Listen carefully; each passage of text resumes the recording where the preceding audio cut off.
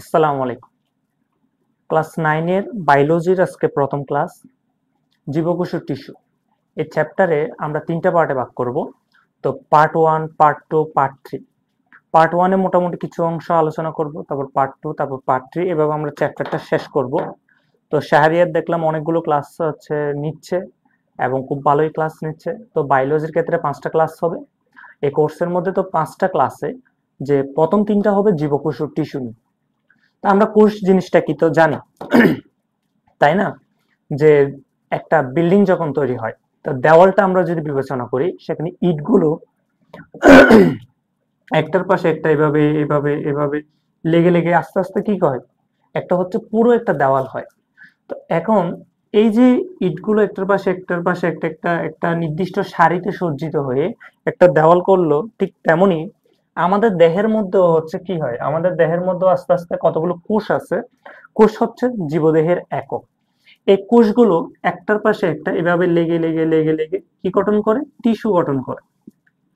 Tissue থেকে অঙ্গ, অঙ্গের পরে বিভিন্ন তন্ত্র, পুষ্টিক তন্ত্র, পরিপাক তন্ত্র যা আছে এগুলি গঠিত হয়।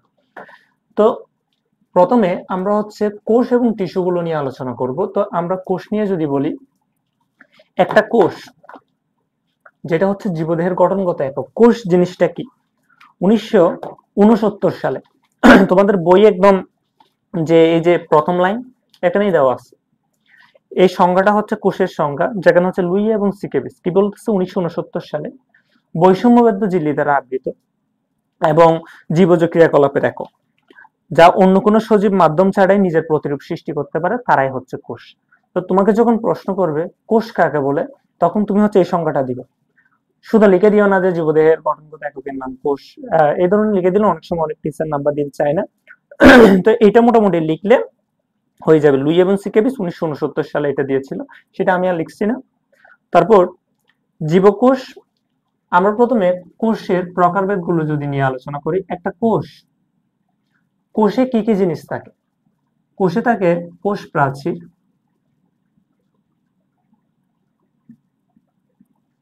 কোষ প্রাচীরের পরে থাকে কোষ ঝিল্লি, কোষ ঝিল্লির পাশাপাশি থাকে কি থাকে, কোষ ঝিল্লি সাইটোপ্লাজমীয় অঙ্গাণু,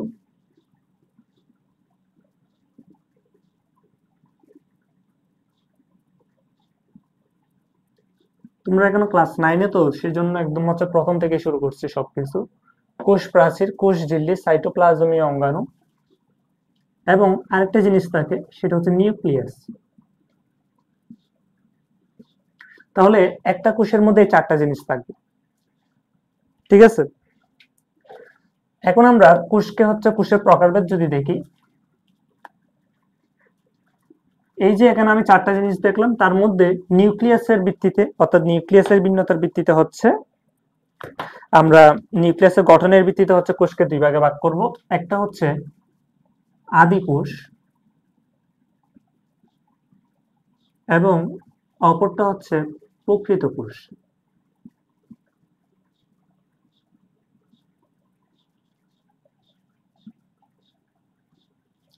আচ্ছা, আদি কোষ এবং প্রকৃত কোষ। তো নিউক্লিয়াসের ভিত্তিতে যেহেতু আমি এখানে ভাগ করলাম আদি কোষ এবং প্রকৃত কোষ, তার মানে আদি কোষ নিউক্লিয়াস একরকম, প্রকৃত কোষের নিউক্লিয়াস আরেক রকম। এখানের মধ্যে আদি কোষের নিউক্লিয়াসটা সুগঠিত নয়, কিন্তু প্রকৃত কোষের নিউক্লিয়াস সুগঠিত। এদের আরো অনেকগুলো নাম আছে, সেগুলি যদি বলি, আদি কোষকে বলা হয় প্রাককেন্দ্রিক কোষ বা প্রোক্যারিওটিক সেল। এটার আরেকটা নাম আছে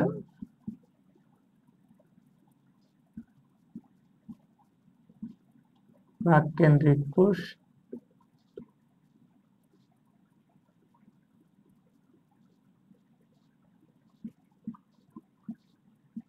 প্রোক্যারিওটিক প্রোক্যারিওটিক সেল। আর প্রকৃত কোষের কি কি নাম আছে? সুকেন্দ্রিক কোষ,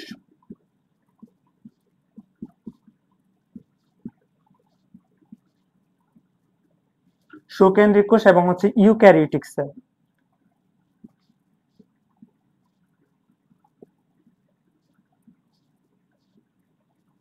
ইউক্যারিওটিক সেল।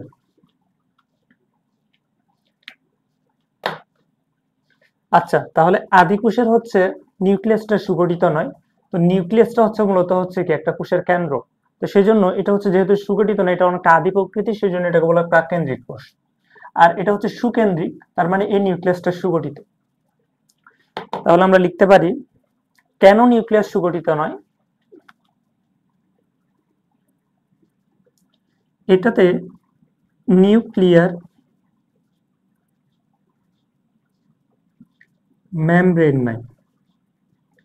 নিউক্লিয়ার মেমব্রেন নাই মানে হচ্ছে নিউক্লিয়াসের চারপাশে একটা আবরণ থাকে। কোষের মধ্যে যে নিউক্লিয়াস থাকে, সেই নিউক্লিয়াসের যে ঝিল্লি বা আবরণ, সেটাই আদি কোষে নাই, কিন্তু প্রকৃত কোষে সেটা আছে।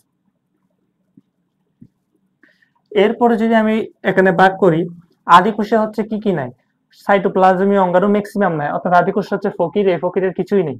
শুধুমাত্র এখানে হচ্ছে মাইটোকন্ড্রিয়া নাই,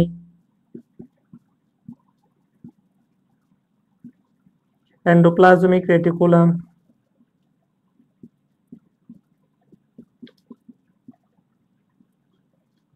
কিছুই নেই, ইত্যাদি নাই। কিন্তু একদম কিছু না থাকলে হবে, রাইবোজোম আছে, আর ওর হচ্ছে সব আছে।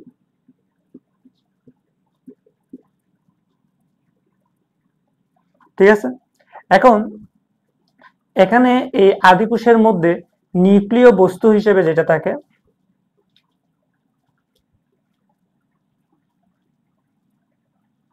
এই জায়গায় লিখি নিউক্লিয় বস্তু,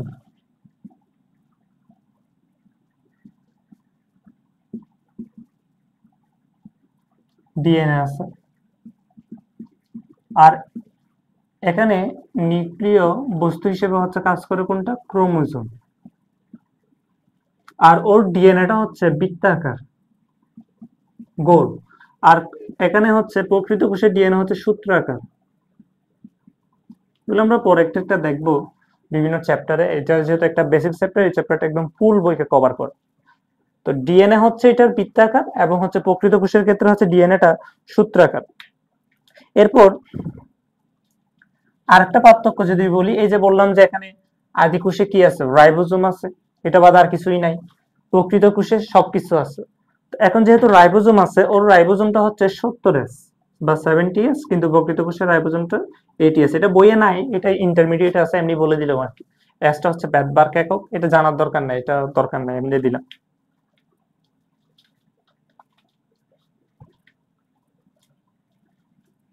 আচ্ছা, আমরা মোটামুটি আদি কোষ এবং প্রকৃত কোষ নিয়ে জেনে গেলাম যে এখানে কিছু পার্থক্য আছে, এটা নিউক্লিয়াসের ভিত্তিতে। এরপর আদি কোষের কিছু যদি উদাহরণ দিই, যেমন বইয়ে দেওয়া আছে কি, নীলাভ সবুজ শৈবাল এবং হচ্ছে ব্যাকটেরিয়া। নীলাভ সবুজ শৈবাল,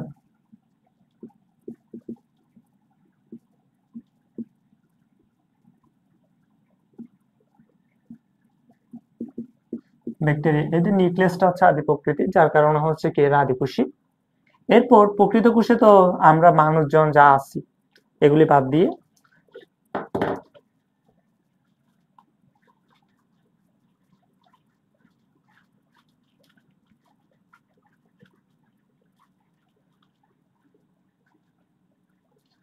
এখন আদি কোষ নিয়ে এত জানার দরকার নেই। এখন আমরা হচ্ছে মোটামুটি প্রকৃত কোষে ঢুকে যাব। প্রকৃত কোষ নিয়ে যদি বলি, এই যে প্রকৃত কোষ নিয়ে আমরা তো অনেক আলোচনা করলাম। এখন প্রকৃত কোষের কাজের ভিত্তিতে হচ্ছে দুই ভাগে ভাগ করা হয়েছে। একটা হচ্ছে দেহ কোষ, অর্থাৎ কাজের ভিত্তিতে, একটা হচ্ছে দেহ কোষ, এবং অপরটা হচ্ছে জনন কোষ। বোঝাই যাচ্ছে জনন কোষের কাজ, প্রজননে ভূমিকা আছে। দেহ কোষ মানে কি, যে কোষটা হচ্ছে দেহের বৃদ্ধি গঠন করবে, অর্থাৎ দেহের বৃদ্ধি করবে। এই যে দেখো আমাদের হাত পা, এখানে হচ্ছে দেহ কোষ আছে। তো দেহ কোষ নিয়ে যদি বলি, দেহ কোষের কাজ হচ্ছে দেহ গঠন। আর দেহ কোষ বিভাজিত হয় মাইটোসিস পদ্ধতিতে, এটা আমরা এরপর চ্যাপ্টারে দেখবো, মাইটোসিস। আর জনন কোষ কি, জনন কাজে ভূমিকা রাখবে, আর এটা বিভাজিত হবে মিওসিস বিভাজন।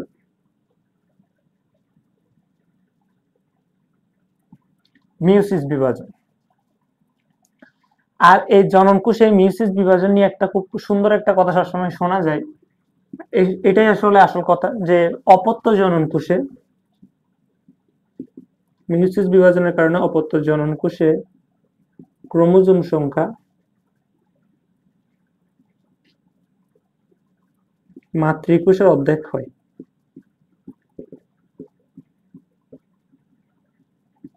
কেন? কারণ হচ্ছে অপত্য জনন কোষে ক্রোমোজোম সংখ্যা যদি হচ্ছে অর্ধেক হয়ে যায়, পরে পিতা থেকে অর্ধেক এবং মাতা থেকে অর্ধেক মিলে জাইগোট গঠনের সময় সেটা ফুল হয়ে যাবে। অর্থাৎ জাইগোটটাই হচ্ছে প্রথম কোষ, যেখান থেকে পরবর্তীতে বিভাজনের মাধ্যমে একটা দেহ সৃষ্টি হয় আর কি, একটা জীবের সৃষ্টি হয়। আচ্ছা, দেহকোষ এবং জনন কোষ নিয়ে এটুকুই জানলে হবে। আর এই চ্যাপ্টারে সবগুলো থেকে অল্প অল্প দেওয়া আছে আর কি।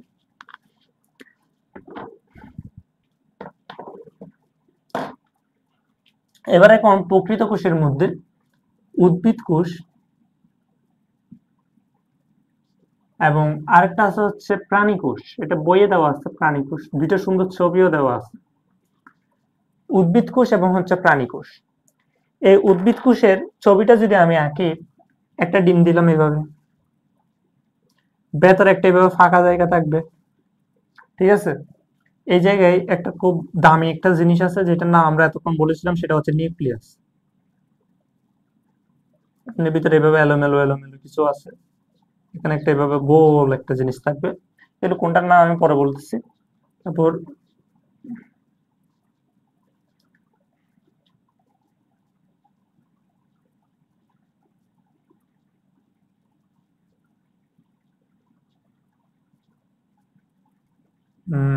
এরপরে হচ্ছে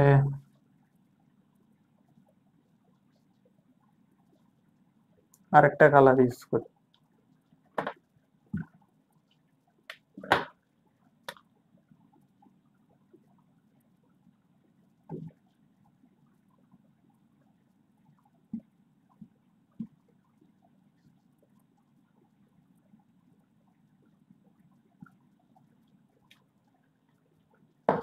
মোটামুটি একটা কোষ এঁকে ফেলতেছে আর কি, অত ভালো হচ্ছে না। আচ্ছা, এখানে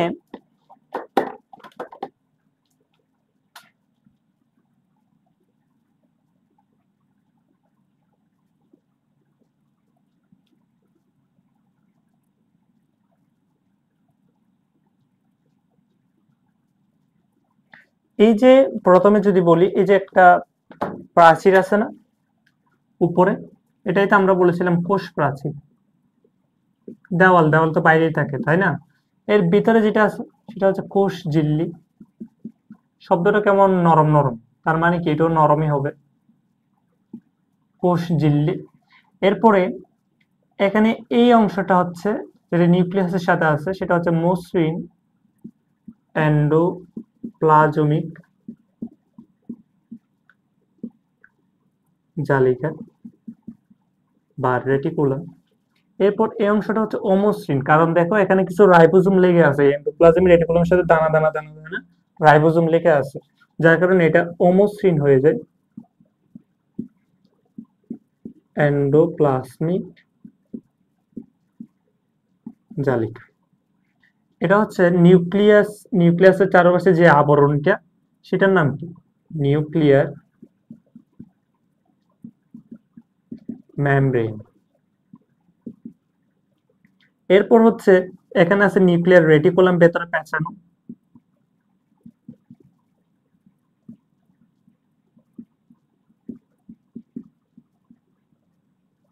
এই যে ছিদ্রের মতো আছে, এটা কি? নিউক্লিয়ার রন্ধ্র।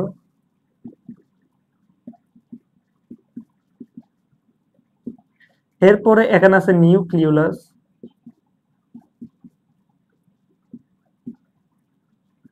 আচ্ছা, নিউক্লিয়ার রন্ধ্র গেল, নিউক্লিয়াস, নিউক্লিয়ার মেমব্রেন, বাস এগুলি তো আছে।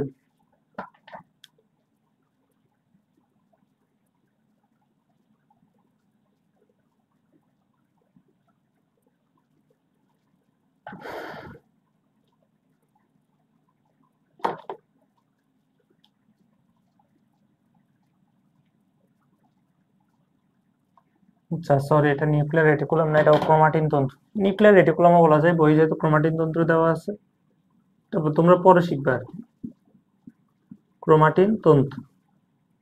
এরপর ভেতরে একটা তরল পদার্থের মতো জিনিস আছে, যেটার নাম হচ্ছে নিউক্লিওপ্লাজম।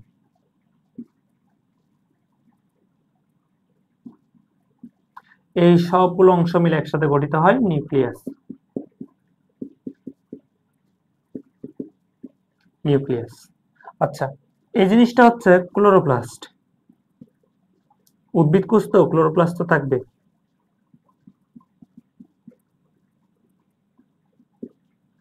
এরপর এই অংশটার নাম কি? মাইটোকন্ড্রিয়া।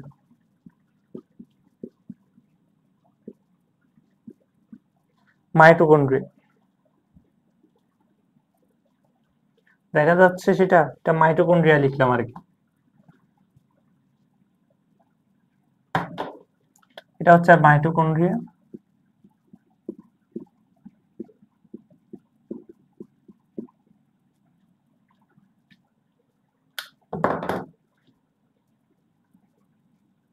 আর এর ভিতরে ফাঁকা জায়গা যেটা আছে সেটা হচ্ছে কোষ গহ্বর।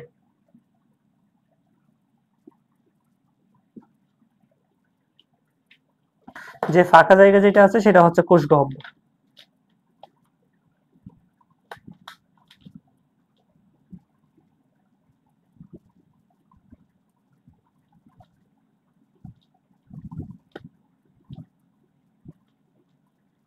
আচ্ছা, এরপর এই যে এখানে বিভিন্ন ফাঁকা জায়গা আছে সেগুলিকে বলা হয় অন্তঃকোষীয় ফাঁক।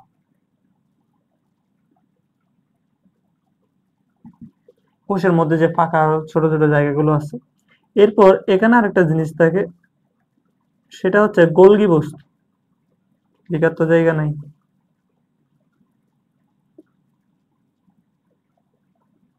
সেটা হচ্ছে গোলগি বস্তু। তাহলে একটা উদ্ভিদ কোষ আমরা ফুল এঁকে ফেললাম। এখন এদিকে একটা প্রাণী কোষ আছে, এই জায়গাটা আমি মুছে দিচ্ছি, কিছু অংশ মুছে দিলাম।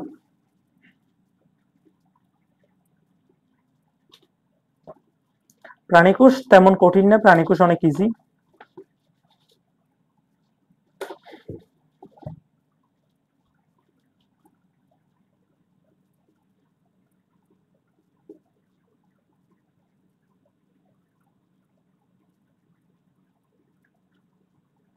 একটা নিউক্লিয়াস থাকবে। নিউক্লিয়াসটা কি হবে? মাঝখানে মাঝখানে নিউক্লিয়ার রন্ধ্রগুলো থাকবে, দিয়ে দিলাম। ঠিক আছে। এরপর ভেতরে থাকবে ক্রোমাটিন জালিকা যেগুলি আছে। একটা নিউক্লিয়াস এক কোনায় করে বড় করে থাকবে, নিউক্লিওলাস, নিউক্লিওপ্লাজম আছে। এরপর হচ্ছে এদিকে দিলাম, এরপর হচ্ছে সেন্ট্রিওলও দিলাম। সেন্ট্রিওল দেওয়ার পর হচ্ছে মাইটোকন্ড্রিয়া দিলাম। মাইটোকন্ড্রিয়া, তারপর হচ্ছে যেটা আরো বিভিন্ন জিনিসপত্র যা আছে সবগুলো দিয়ে দিচ্ছি। হুম,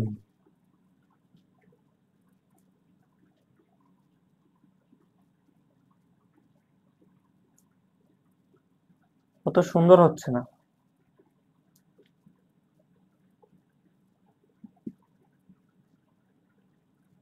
তো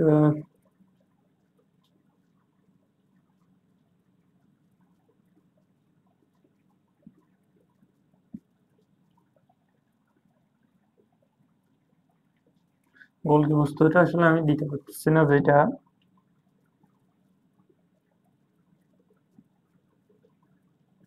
হ্যাঁ, মোটামুটি।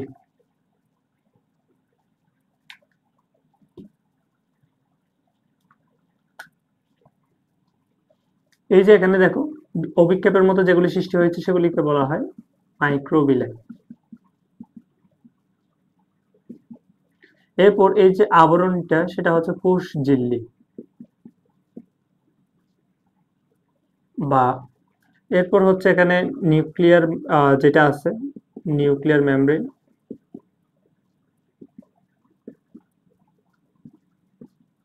তারপর হচ্ছে নিউক্লিয়ার রন্ধ্র।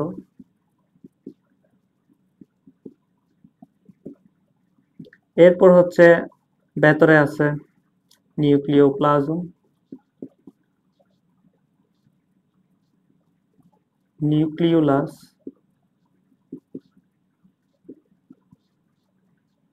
ক্রোমাটিন জালিকা।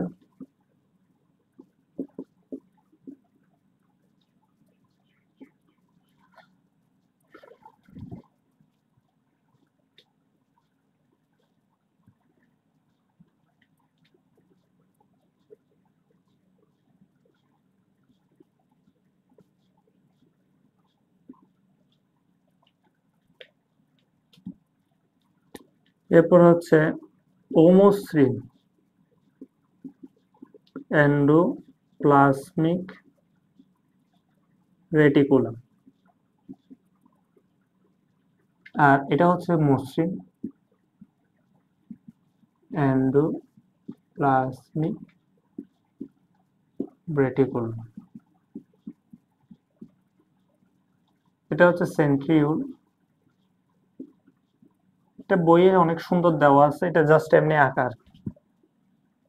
এটা হচ্ছে সেন্ট্রিওল। এরপর থাকবে লাইসোজোম,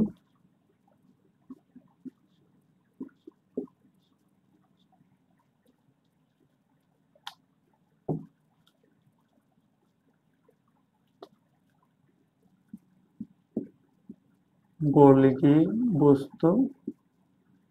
আচ্ছা, তো আরেকটা আছে কোষগহ্বর।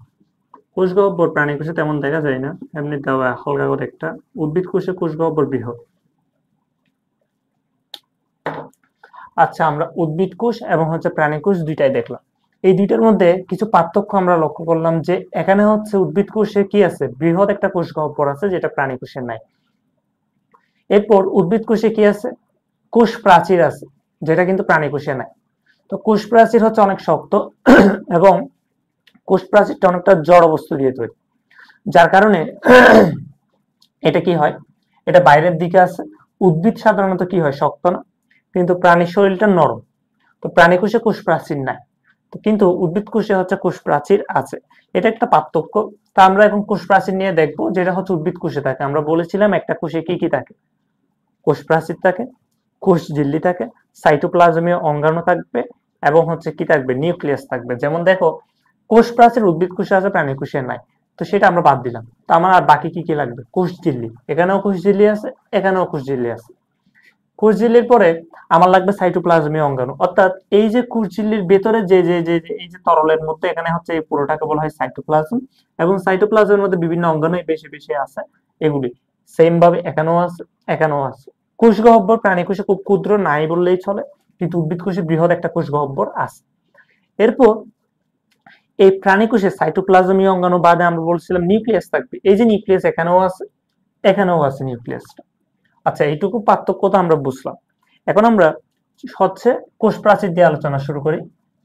তারপর আমরা কোষ ঝিল্লি, তারপর বাকি যা আছে সেগুলো একটা একটা সাইটোপ্লাজমীয় অঙ্গাণু যেগুলি আছে সেগুলি আমরা দেখব। তার মানে বিষয়টা কিরকম হচ্ছে, এটা লাইনটা নিয়ে অনেক সময় সাইটোপ্লাজম কি প্রোটোপ্লাজম কি কোনটা অনেক সময় মিক্স হয়ে যায়। তো সেটা আমি যদি লিখে দিই, দেখো, কোষে থাকে কোষ প্রাচীর এবং থাকে প্রোটোপ্লাজম, এই দুইটা জিনিস, কোষ প্রাচীর এবং হচ্ছে প্রোটোপ্লাজম, এই দুইটা মিলে হয়ে যায় একটা কোষ। এখন কোষ প্রাচীরে যদি বলি, কোষ প্রাচীরে কি কি থাকে, কোষ প্রাচীরটা আমরা পরে দেখব। প্রোটোপ্লাজমকে আবার যদি ভাগ করি, প্রোটোপ্লাজমের মধ্যে থাকে কোষ ঝিল্লি, তার মানে কোষ প্রাচীর বাদে বাকি যা আছে সবকিছু হচ্ছে কি, প্রোটোপ্লাজমের অংশ। আর প্রোটোপ্লাজমের কি কি অংশ থাকে, কোষ ঝিল্লি, সাইটোপ্লাজমীয় অঙ্গাণু।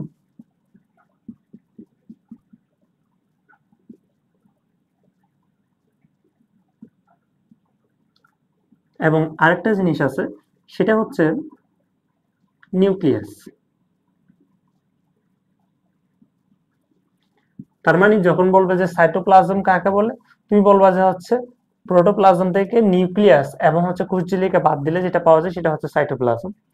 এরপর হচ্ছে প্রোটোপ্লাজম কি, কোষ ঝিল্লির সহ সাইটোপ্লাজমীয় অঙ্গাণু এবং হচ্ছে নিউক্লিয়াস, দুইটা হচ্ছে একসাথে কি, প্রোটোপ্লাজম। এটা তো আমরা বুঝলাম। এখন আমরা প্রথমে কোষ প্রাচীরে যাব, তারপর হচ্ছে প্রোটোপ্লাজম অংশে যাব।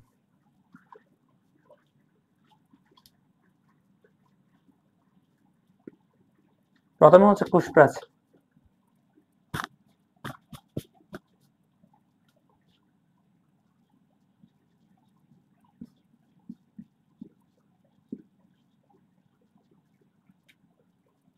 আমি একটা প্রথমে একটা কি থাকে, মাঝখানে একটা এভাবে রেখার মতো দিলাম, একটা দেওয়ালের মতো দিলাম এই অংশটা। আচ্ছা, আগে একটা কোষ প্রাচীরের তিনটা অংশ থাকে। একটা হচ্ছে মধ্য পর্দা, এরপর আরেকটা থাকে প্রাথমিক প্রাচীর, আর একটা হচ্ছে 3 নম্বরে গৌণ প্রাচীর। এই যে আমি এখন যেটা মাঝখানে দিলাম, একটা প্রথমে রেখার মতো টানলাম, এটা হচ্ছে মধ্যপদ্মা। আচ্ছা, এটুকু তো বুঝলাম। এরপরে এটার উপর আমি হচ্ছে আরো কিছু আরেকটা প্রাচীর রাখলাম, দুই পাশে, কারণ এদিকে একটা কোষের জন্য, এদিকে একটা কোষের জন্য, একটার সাথে একটা লাগানো, মাঝখানে হচ্ছে কোষ প্রাচীরটা দেওয়ালের মতো কাজ করছে। তার মানে আমি যদি একটা ঘরে প্রাচীর দিই, তার মানে ওই পাশেও একজনের ঘর আছে, সেও দেওয়ালটা ইউজ করতেছে, এই পাশেও একজনের ঘর আছে, সেও দেওয়ালটা ইউজ করতেছে। আচ্ছা, এখন এই যে যেটা আমি দিলাম, এর পরে যে প্রাচীরটা, সেটা হচ্ছে প্রাথমিক প্রাচীর।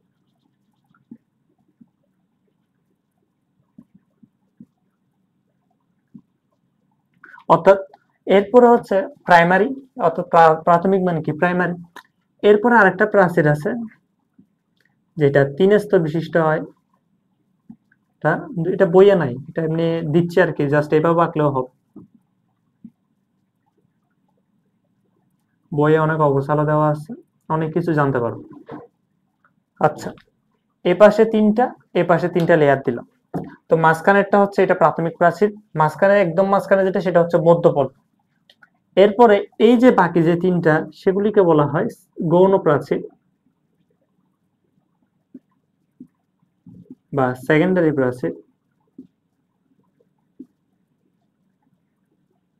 বা টারশিয়ারি প্রাচীর।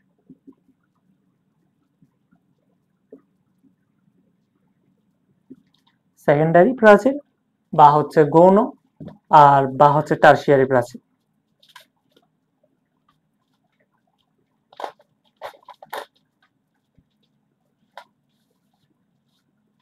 তাহলে মধ্যপদ্মা, প্রাথমিক প্রাচীর এবং হচ্ছে গৌণ প্রাচীর, এই তিনটা আমরা দেখলাম। তো প্রথমে কোন প্রাচীরটা সৃষ্টি হবে? মধ্যপদ্মা। একটা কোষ যখন মাত্র তৈরি হয়, তো সেটা হচ্ছে প্রাথমিক অবস্থা। এই প্রাথমিক অবস্থায় যে প্রাচীরটা সর্বপ্রথম তৈরি হবে মধ্যপদ্মা। মধ্যপদ্মার পর আস্তে আস্তে কোষের বয়স যখন বাড়বে, তারপর সৃষ্টি হবে প্রাথমিক প্রাচীর, অর্থাৎ দেওয়ালটা আরেকটু মোটা হবে। এরপর হচ্ছে গৌণ প্রাচীর সৃষ্টি হবে। তাহলে সর্বপ্রথম তৈরি হবে প্রাথমিক অবস্থায়, সেটা হচ্ছে মধ্যপদ্মা। এরপর মধ্যপদ্মা নিয়ে যদি আমরা একটু বলি, তাহলে এখানে কোনটা কি সেটা তো আমরা দেখলাম। এরপরে মধ্যপদ্মা যদি বলি, এই মধ্যপদ্মা, আচ্ছা এই জিনিসটা মুছে দিই, এটা হচ্ছে গৌণ মধ্যপদ্মা।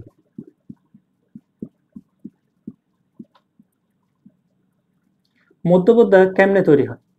হ্যাঁ, মধ্যপদ্মা তৈরি হয় মূলত সাইটোপ্লাজম। সাইটোপ্লাজম কোনটা সেটাও আমরা জানি।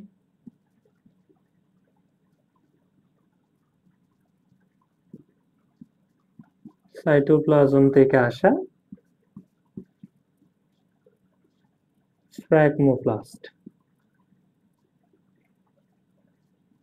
ফ্র্যাগমোপ্লাস্ট, সাইটোপ্লাজম থেকে আসা ফ্র্যাগমোপ্লাস্ট, এবং হচ্ছে গোলগি বডি থেকে আসা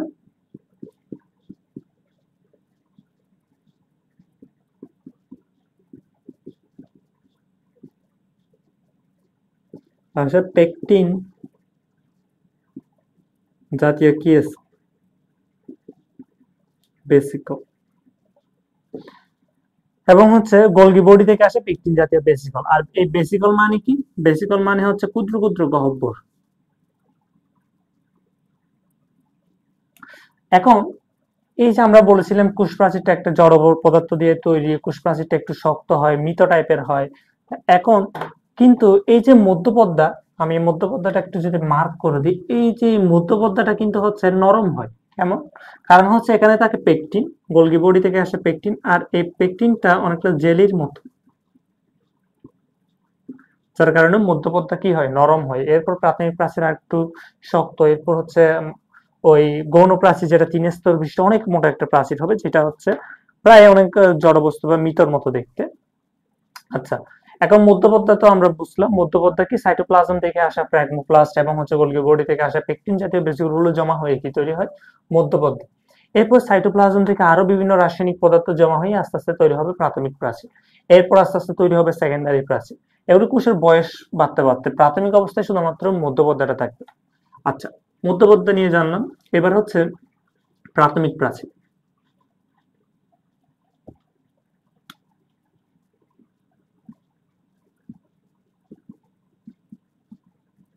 প্রাথমিক প্রাচীর তৈরি হয় সেলুলোজ, 2 নম্বর হচ্ছে হেমিসেলুলোজ এবং হচ্ছে গ্লাইকোপ্রোটিন দিয়ে।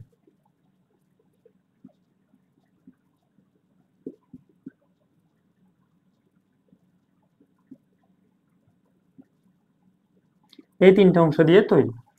এখানে সেলুলোজ এবং হেমিসেলুলোজ এগুলি কি? এগুলো হচ্ছে শর্করা, পলিস্যাকারাইড। এরপর গ্লাইকোপ্রোটিন মানে কি? এখানে গ্লাইকোটা মানে বোঝাচ্ছে শর্করা এবং প্রোটিন, এই দুইটা মিলে গঠন করে গ্লাইকোপ্রোটিন। শর্করা এবং হচ্ছে প্রোটিন মিলে গঠন করে গ্লাইকোপ্রোটিন। আর এই অংশগুলো মিলে হচ্ছে প্রাথমিক প্রাচীর গঠিত হয়। আর কোষ প্রাচীরের প্রধান উপাদান হচ্ছে কোনটা? সেলুলোজ। এই সেলুলোজ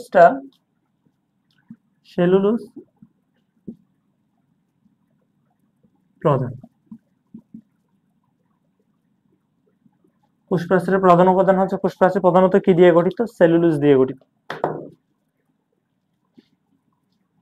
এরপর হচ্ছে গৌণ, যেটা সেকেন্ডারি, আমরা 3 স্তর বিশিষ্ট দেখেছি। সেকেন্ডারি এই স্তরগুলো কি কি? বইয়ে দেওয়া আছে বহি স্তর, মধ্য স্তর এবং হচ্ছে অন্তঃস্তর। এই গৌণতে আমরা 3টা অংশ দেখেছিলাম, বহি, মাঝখানে যেটা আছে সেটা মধ্য, এবং ভেতরে যেটা সেটা হচ্ছে অন্ত। তার মানে এটা হচ্ছে বহি, মধ্য, অন্ত। বহি, মধ্য, অন্ত। বহি, মধ্য, অন্ত। ঠিক আছে, এই 3টা স্তর। আর হচ্ছে এখন প্রশ্ন হচ্ছে যে এই যে গৌণ আমরা বহি, মধ্য, অন্তর দেখলাম, কি কি দিয়ে গঠিত? গৌণের ক্ষেত্রে যদি আমি বলি, এটা গঠিত হচ্ছে সেলুলোজ প্লাস লিগনিন দিয়ে গঠিত। সেলুলোজ এবং হচ্ছে লিগনিন দিয়ে গঠিত। আর হচ্ছে সেলুলোজ হচ্ছে কোষ প্রাচীরের প্রধান উপাদান। আচ্ছা, এটুকু তো গেল, মোটামুটি আমরা এগুলি বুঝলাম। কোষ প্রাচীর নিয়ে এতটুকু জানলে সেটা পুরো খাতা পুরোই যাবে। পরীক্ষার হলে লিখতে লিখতে স্যার বলবে কি রে তো কিছুই বাদ দেয় না, এটা বই লিখে ফেলছে পুরো। এরপর এই যে মাঝখানে দেখো আমরা একটা ভুল করে ফেলেছি, আমরা হচ্ছে প্রাচীরটা পুরো না দিয়ে কিছু কিছু জায়গায় খালি রেখেছি। আসলে এটা ভুল নয়। এখন হচ্ছে এই যে খালি রেখেছি, এটা কিছু কিছু জায়গায় এরকম থাকে কোষ প্রাচীরের মধ্যে। এই যে খালি জায়গা, এটাকে বলা হয় কূপ বা পিট পেয়ার। কারণ উভয় পাশে যদি এইভাবে কূপ থাকে একসাথে, তখন সেটাকে বলা হয় পিট পেয়ার, জোড়া। পিট বা কূপ, পেয়ার মানে কি? জোড়া, দুই পাশে আছে। এরপর এখানে দেখো এই অংশে মধ্যপর্দা আছে, কিন্তু প্রাথমিক প্রাচীর এবং হচ্ছে গৌণ প্রাচীরটা নাই। তার মানে কূপের মধ্যে শুধুমাত্র মধ্যপর্দাটা থাকে। আর এখানে প্রাচীরটা অনেক পাতলা। তার মানে কেউ যদি এই পাশ থেকে ওই পাশে যেতে চায়, সে হচ্ছে এদিকে যাবে না, সে এদিক বরাবর যাওয়ার চেষ্টা করবে, কারণ এদিকে হচ্ছে দেওয়ালটা ছোট। খুব সহজে চাইলে সে ওই পারে চলে যেতে পারবে। দেখো এই যে অংশটা যেখানে কূপটা অবস্থিত, অর্থাৎ পিঠ বরাবর যে এই যে অংশটা, অর্থাৎ মধ্যপর্দার যে অংশটা, সেটাকে বলা হয় পিট মেমব্রেন। অর্থাৎ মধ্যপর্দার যে অংশটা হচ্ছে কূপ বরাবর অংশ, এই যে আছে পিট বরাবর অংশ, যে অংশটা আছে সেটা হচ্ছে পিট মেমব্রেন। আর এই পিট মেমব্রেন দিয়ে কি হয়? খাদ্যবস্তু, অন্য যা কিছু আছে, এটা বইয়ে দেওয়া আছে যে পাশের কোষের সাথে যে পাশের কোষে বিভিন্ন বস্তু আদান প্রদান করে। তার মানে আমি এখন কোষ প্রাচীরের কাজগুলো যদি বলি, কোষ প্রাচীর নিয়ে মোটামুটি আলোচনা শেষ। যাই আদান প্রদান হবে এই পিট দিয়ে হবে। এখন কোষ প্রাচীর নিয়ে যদি বলি, এটা কোষ প্রাচীরের কাজগুলো যদি বলি, বইয়ের মধ্যে দেওয়া আছে 3-4টা কাজ দেওয়া আছে। একটা হচ্ছে কোষকে দৃঢ়তা প্রদান। কোষ প্রাচীর থাকার কারণে কোষটা একটা নির্দিষ্ট শেপ পায়, তার মানে এটা আকার আকৃতিটা বজায় রাখে। তারপর ওই যে বলেছিলাম এখানে কিছু ছিদ্রের মতো আছে, পিট আছে বা কোপ আছে, যেখান দিয়ে হচ্ছে কিছু ক্ষুদ্র ক্ষুদ্র ছিদ্র আছে, যেগুলিকে বলা হয় প্লাজমোডেসমাটা বা আণুবীক্ষণিক নালী, এবং এদিক দিয়ে হচ্ছে বিভিন্ন বস্তু যাতায়াত করে। ঠিক আছে, পানি, খনিজ লবণ, যা যা দরকার সেগুলি হচ্ছে কি করে? যাতায়াত নিয়ন্ত্রণ করতে পারে হচ্ছে কোষ প্রাচীর। এরপর আমরা প্রোটোপ্লাজম কি সেটাও আমরা দেখেছি। প্রোটোপ্লাজম কি কি? যে নিউক্লিয়াস, কোষ ঝিল্লি নিচেও প্রোটোপ্লাজমের অংশ, সাইটোপ্লাজমের অঙ্গাণু যা আছে সাইটোপ্লাজম, তারপর নিউক্লিয়াস সবকিছু হচ্ছে কি? প্রোটোপ্লাজমের অংশ। এরপর হচ্ছে কোষ ঝিল্লি। কোষ ঝিল্লি জিনিসটা কি? হচ্ছে কোষ ঝিল্লি জিনিসটা হচ্ছে প্রোটোপ্লাজমের বাইরে একটা আবরণ থাকে। আর এই যে আমরা একটা কোষ এঁকেছিলাম, সেটা বাইরে ছিল কোষ প্রাচীর, এটা হচ্ছে কোষ প্রাচীর। ঠিক আছে, এটা হচ্ছে কোষ প্রাচীর, এর ভেতরে অংশটা হচ্ছে কোষ ঝিল্লি। কোষ ঝিল্লি এটা 2 স্তর, এই জন্য এটা দ্বিস্তরী প্রাচীর। কোষ ঝিল্লি হচ্ছে 2 স্তর বিশিষ্ট। তারপর হচ্ছে কুশঝিল্লির ইংরেজি যদি বলি প্লাজমালেমা, আর হচ্ছে কুশঝিল্লির যে বাস সেটাকে বলা হয় মাইক্রোবিলাই, যেটা আমরা প্রাণী কোষে দেখেছিলাম যে এভাবে ডিও ডিও ছিল, আমরা সেগুলিকে বলেছিলাম কি মাইক্রোবিলাই। যদি নোট করে থাকো তাহলে দেখতে পারো, আমরা এটাকে বলেছিলাম মাইক্রোবিলাই। কুশঝিল্লিকে বলা হয় প্লাজমালেমা, প্লাজমালেমা ইংলিশে যেটা বলা হয় প্লাজমালেমা। আর কুশঝিল্লি হচ্ছে দুই স্তর বিশিষ্ট, লিপিড এবং হচ্ছে প্রোটিন দিয়ে হচ্ছে কুশঝিল্লি গঠিত, লিপিড ও প্রোটিন। এটা এমসিকিউতে দিলে দিতে পারে, লিপিড এবং প্রোটিন। ঠিক আছে, এখন হচ্ছে কুশঝিল্লির কাজটা কি? কুশঝিল্লি হচ্ছে একটা বৈষম্য বেদ্য পদ্মা। তো ইন্টারমিডিয়েটে যখন যাবে তখন হচ্ছে কুশঝিল্লি নিয়ে বিশাল একটা টপিক আছে। তো সেখানে তোমরা দেখবা যে ফ্লুইড মোজাইক মডেল, বিভিন্ন অনেক কথাবার্তা শুনবা। তো এই কুশঝিল্লিটা হচ্ছে দ্বিস্তরী হয় এবং এটা বৈষম্য বেদ্য পদ্মা। আমরা ক্লাস 8-এই পড়েছি যে বেদ্য পদ্মা, অর্ধবেদ্য পদ্মা, অর্থাৎ অর্ধবেদ্য পদ্মাকে মূলত বলা হয় কি বৈষম্য বেদ্য পদ্মা, যে পদ্মা দিয়ে সবকিছু যেতে পারে না, শুধুমাত্র কিছু সিলেক্টিভ জিনিসপত্র যাতায়াত করতে পারে। তার মানে এই যে আমি হচ্ছে কুশঝিল্লি বলছি, সেটা একটা বৈষম্যবেদ্য পদ্মা, সেটা দিয়ে হচ্ছে প্রয়োজনীয় খনিজ লবণ, পানি ইত্যাদি বিভিন্ন আদান প্রদান হয় কোষের মধ্যে। এরপর আমরা পরবর্তী টপিকে যাব। আচ্ছা ভাইয়া, আমরা হচ্ছে কুশঝিল্লি পর্যন্ত দেখলাম। এবার হচ্ছে আমরা দেখব যে সাইটোপ্লাজমীয় অঙ্গাণু বলেছিলাম না, যে একটা কোষের মধ্যে কোষপ্রাচীর, কোষঝিল্লি, তারপর হচ্ছে সাইটোপ্লাজমীয় অঙ্গাণু, এই জিনিসপত্রগুলো থাকে। তো কোষঝিল্লি আমরা দেখলাম, এরপর কোষ প্রাচীরও আমরা দেখলাম। এবার আমরা দেখব যে সাইটোপ্লাজমীয় অঙ্গাণু যেগুলি বলেছিলাম, তো সাইটোপ্লাজমীয় অঙ্গাণু। তো সাইটোপ্লাজমীয় অঙ্গাণু হচ্ছে দুই ধরনের, একটা হচ্ছে ঝিল্লিবদ্ধ, মানে কোন একটা আবরণ দিয়ে হচ্ছে কি থাকে, আবৃত থাকে। আর একটা হচ্ছে ঝিল্লিবিহীন, এদের কোনো আবরণ নাই। ঠিক আছে, এখন এই যে ঝিল্লিবদ্ধ এবং ঝিল্লিবিহীন কোনগুলো? ঝিল্লিবদ্ধের মধ্যে আছে এক নম্বর হচ্ছে মাইটোকন্ড্রিয়া,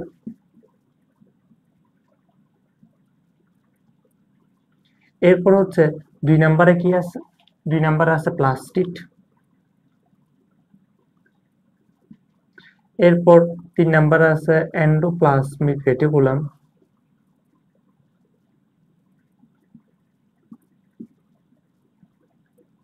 এরপর হচ্ছে গোলগি বডি,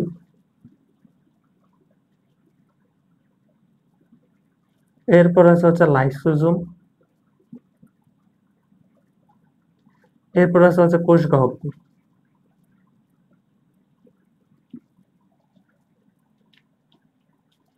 এই ছয়টা জিনিস হচ্ছে বইয়ে দেওয়া আছে, যে তোমাদের বইয়ে দেওয়া আছে কি এই ছয়টা হচ্ছে ঝিল্লিবদ্ধ, এদের আবরণ আছে।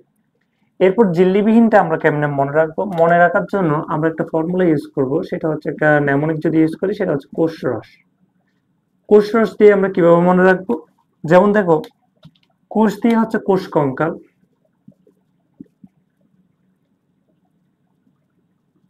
এরপর র দিয়ে হচ্ছে রাইবোজোম, স দিয়ে হচ্ছে সেন্ট্রোজোম।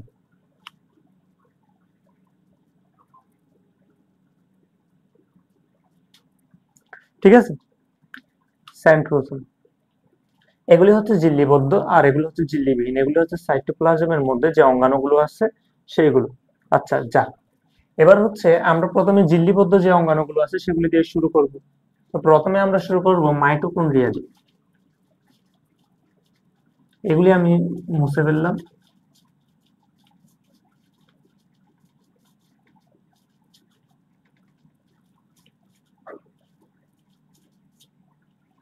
প্রথমে মাইটোকন্ড্রিয়া।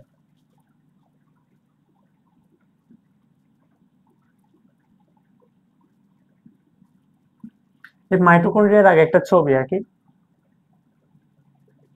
প্রথমে একটা এভাবে বৃত্ত দিলাম, এরপর হচ্ছে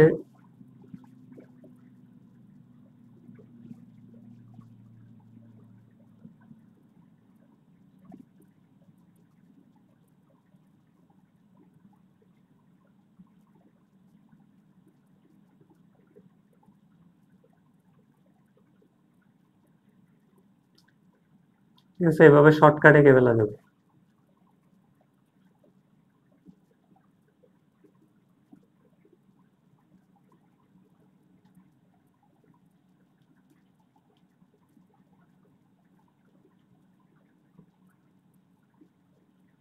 বাস। তাহলে এখানে হচ্ছে আমরা মাইটোকন্ড্রিয়ার মধ্যে দেখছি যে এখানে একটা আবরণ হলো, ভেতরে আরেকটা আবরণ হলো। এখন এগুলির আমরা যদি এক একটা নাম দিই, তো বাইরে যেহেতু এই আবরণটা, এটার নাম বহিঃস্তর বা বহি আবরণও বলা যায়, আর ভেতরেরটা কি, অন্ত আবরণ। ঠিক আছে, এটা হচ্ছে ভেতরে, তাই এটার নাম হচ্ছে অন্ত আবরণ।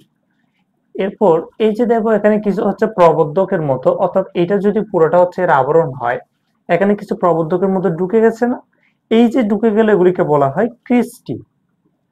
এই যে প্রবর্ধকের মতো এগুলিকে বলা হয় ক্রিস্টি। এরপর এই ক্রিস্টির গায়ে এবং হচ্ছে ভেতরে কিছু কি লাগানো থাকে, ছোট ছোট ছোট ছোট বিন্দু বিন্দু বিন্দু বিন্দু হচ্ছে লাগানো থাকে, এগুলিকে বলা হয় অক্সিজোম। এই যেভাবে এখানে থাকে লাগানো।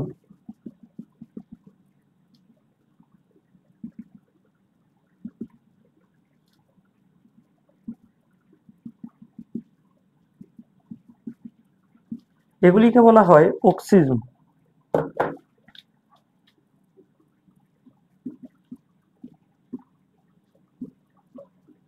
এরপরে ভেতরে যে তরল পদার্থের মতো থাকে সেটাকে বলা হয় ক্রিস্টি, না সেটাকে বলা হয় ম্যাট্রিক্স।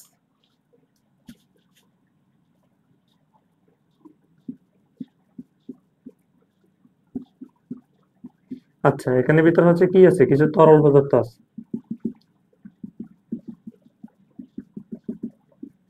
হ্যাঁ, ম্যাট্রিক্স। এরপর এখানে আরেকটা জিনিস আছে, সেটা হচ্ছে এই কিছু গোল গোল এভাবে জিনিস থাকে, সেগুলি কি, এই যে গোল, এটা হচ্ছে রাইবোজোম। তার মানে মাইটোকন্ড্রিয়ার নিজস্ব রাইবোজোম আছে, যেটা হচ্ছে 70s। এটা হচ্ছে আদি রাইবোজোম। আমরা বলেছিলাম না যে আদি কোষ প্রকৃত কোষ, সেখানে রাইবোজোমটা কিরকম। তো আরেকটা জিনিস থাকে, সেটা হচ্ছে ডিএনএ। মানে এদের নিজস্ব কি আছে, ডিএনএ আছে। তাহলে মাইটোকন্ড্রিয়ার যদি নিয়ে বলি, সেটা হচ্ছে আবরণটা দুই স্তর বিশিষ্ট, একটা হচ্ছে বাইরের আবরণ আর একটা হচ্ছে ভেতরের আবরণ। আর এই মাইটোকন্ড্রিয়া আবিষ্কার করেছিলেন যিনি, তার নাম হচ্ছে ব্যান্ডা, 1898 সালে। ব্যান্ডা 1898 সালে কি করলো, যে এই মাইটোকন্ড্রিয়াটা আবিষ্কার করলো। আচ্ছা, এখন হচ্ছে এই যে মাইটোকন্ড্রিয়া, মাইটোকন্ড্রিয়ার অন্তঃপ্রাচীর ভেতরের দিকে হচ্ছে কিছু প্রবর্ধকের মতো কি খাত সৃষ্টি করে, যেগুলিকে বলা হয় ক্রিস্টি। ক্রিস্টির গায়ে কিছু বিন্দুযুক্ত গোলাকার বস্তু থাকে, যেগুলিকে বলা হয় অক্সিজোম। এবং হচ্ছে সেখানে মাইটোকন্ড্রিয়ার মধ্যে নিজস্ব বৃত্তাকার ডিএনএ থাকে। এরপর হচ্ছে নিজস্ব রাইবোজোম আছে, যেটা হচ্ছে 70s। এবং মাইটোকন্ড্রিয়ার মধ্যে যে তরল পদার্থ বা যে ধাত্রটা আছে, সেটা হচ্ছে ম্যাট্রিক্স। আচ্ছা, তাহলে এই যে মাইটোকন্ড্রিয়া নিয়ে মোটামুটি আমরা যে গঠনগত যে বিষয়টা বললাম সেটা। তো মাইটোকন্ড্রিয়ার কাজ কি, শক্তি উৎপাদন। মাইটোকন্ড্রিয়াকে হচ্ছে পাওয়ার হাউস বলা হয়। কেন? কারণ হচ্ছে আমরা জানি শ্বসনের মাধ্যমে আমরা শক্তি পাই। তো শ্বসন প্রক্রিয়াটা কি, অর্থাৎ আমরা যে খাদ্যগুলো খাই, সে খাদ্যগুলো অক্সিজেনের সহায়তায় হচ্ছে বিয়োজিত হয়ে শক্তি এবং হচ্ছে কার্বন ডাই অক্সাইড, পানি এগুলি তৈরি করে। এটা হচ্ছে শ্বসন প্রক্রিয়া। তো এই মাইটোকন্ড্রিয়ার মধ্যে শ্বসনের একটা গুরুত্বপূর্ণ ধাপ আছে, সেটা হচ্ছে শ্বসনের আমরা জানি 4টা ধাপ আছে। একটা হচ্ছে গ্লাইকোলাইসিস, এরপর হচ্ছে অ্যাসিটাইল কোয়ে, তারপর হচ্ছে ক্র্যাবস চক্র এবং হচ্ছে ইলেকট্রন ট্রান্সপোর্ট সিস্টেম। এর মধ্যে যে ক্র্যাবস চক্র ও ইলেকট্রন ট্রান্সপোর্ট সিস্টেম,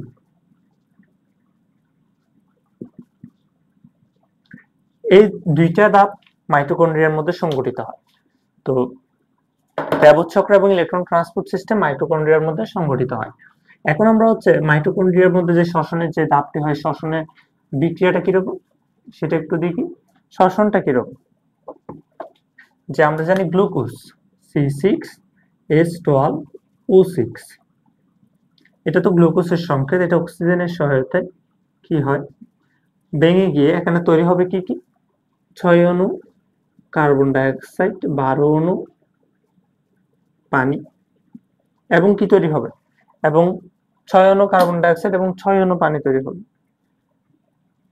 এবং হচ্ছে শক্তি তৈরি হবে, এবং প্লাস হচ্ছে শক্তি, শক্তি মানে কয়টা, 38টা এটিপি তৈরি হবে। এই 38টা এটিপি থেকে শক্তি পাওয়া যাবে 686 কিলো ক্যালোরি পার মোল। তো 686 কিলো ক্যালোরি পার মোল কি পাওয়া যাবে? শক্তি পাওয়া যাবে, যে 38টা এটিপি শ্বসনের ধাপে সেখান থেকে 686 কিলো ক্যালোরি শক্তি পাওয়া যাবে।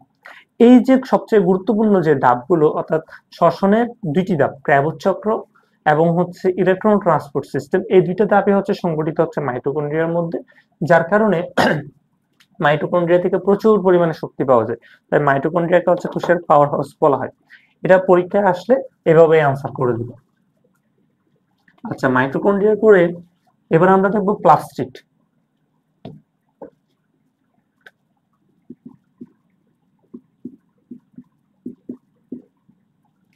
প্লাস্টিড জিনিসটা কি? আর আগে যদি আমি বলি প্লাস্টিড হচ্ছে, প্লাস্টিডের কাজটা কি?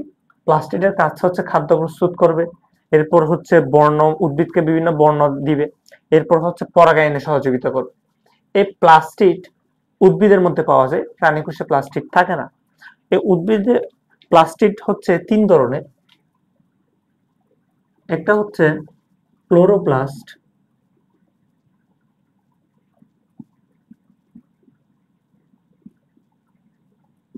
আরেকটা হচ্ছে ক্রোমোপ্লাস্ট, আরেকটা আছে লিউকোপ্লাস্ট।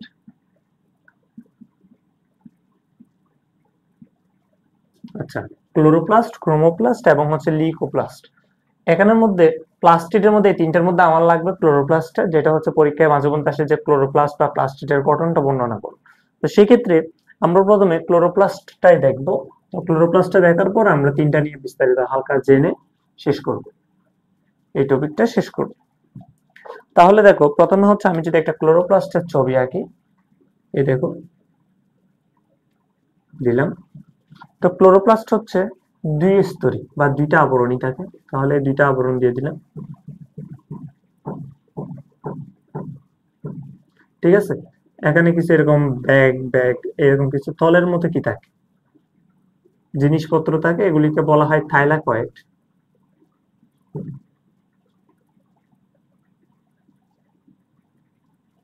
এই যে তলির মতো কিছু জিনিসপত্র থাকলো, এগুলিকে বলা হয় থাইলাকয়েড। একটার উপর একটা বসে বসে গঠন করলো হচ্ছে একটা স্তূপ, এটাকে বলা হয় গ্রানাম। ঠিক আছে, এই যে স্তূপের মতো যেটা গঠন করলো সেগুলিকে বলা হয় গ্রানাম। একসাথে যখন অনেকগুলো বলবো তখন সেটাকে বলা হবে গ্রানাম। আর হচ্ছে দেখো, একটা স্তূপের সাথে আরেকটা স্তূপ কিছু নালীর সাথে যুক্ত থাকে, এই যে এই নালীগুলোকে বলা হয় কি? লামেলি। এই নালীগুলোকে বলা হয় স্ট্রোমা লামেলি। তো কোনটার কি ধাপ আমরা যদি বলি, এটা হচ্ছে বহিঃস্তর যেটা বাইরে থাকে, এটা অন্তঃস্তর যেটা ভিতরে থাকে। এই জিনিসগুলোকে কি বলা হয়? থাইলাকয়েড। এই জিনিসগুলোকে বলা হয়, নালীগুলোকে বলা হয় স্ট্রোমা লামেলি। এরপর এই যে পুরোটাকে বলা হয় গ্রানাম। ঠিক আছে, এই পুরোটাকে বলা হয় এক একটা গ্রানাম। এরপর হচ্ছে ভেতরে কিছু তরল পদার্থ থাকবেন, এখানে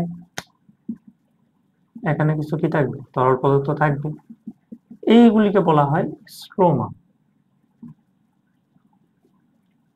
তো পরীক্ষায় আসলে যদি বলে যে ক্লোরোপ্লাস্ট নিয়ে হচ্ছে বর্ণনা করো, তখন এইভাবে চিত্রটা আঁকবা। তারপর হচ্ছে প্রত্যেকটা নিয়ে আলাদা আলাদা ভাবে বর্ণনা করবা। আলাদা আলাদা ভাবে কিভাবে? প্রথমে হচ্ছে যদি এর আবরণী নিয়ে তুমি কথা বলো,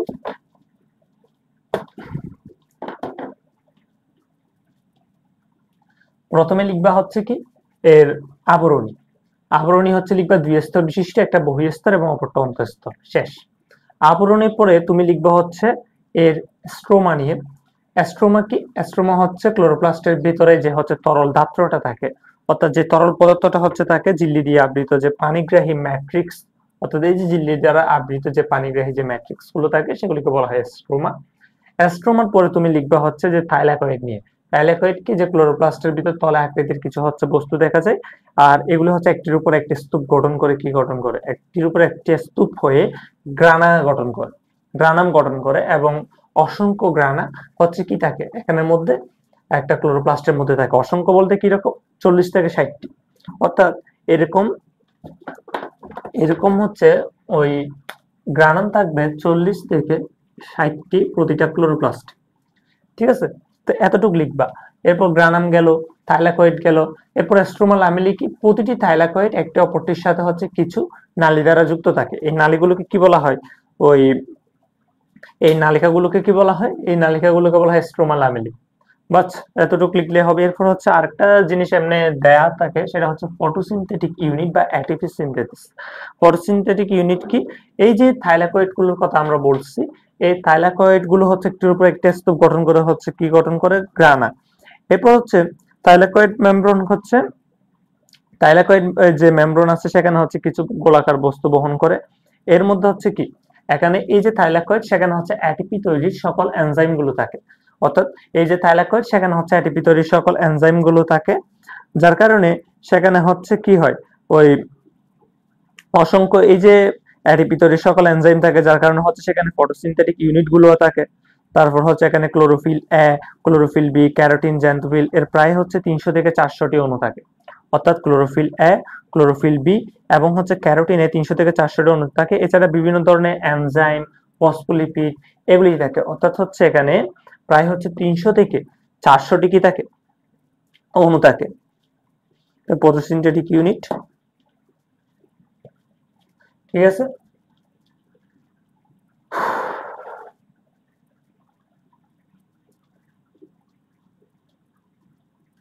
আর ক্লোরোপ্লাস্ট নিয়ে যদি হচ্ছে লাস্ট একটা কথা বলি, এদের ডিএনএ ও রাইবোজোম, এদের হচ্ছে নিজস্ব ডিএনএ আছে এবং হচ্ছে রাইবোজোম আছে।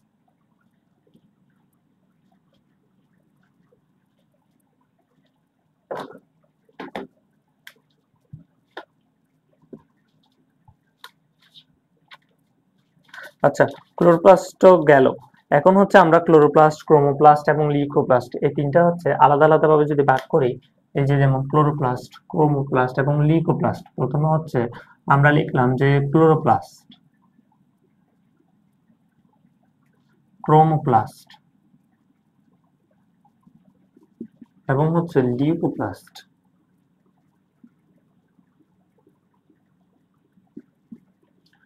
ক্লোরোপ্লাস্ট, ক্রোমোপ্লাস্ট এবং হচ্ছে লিউকোপ্লাস্ট এই তিনটা, তাই না?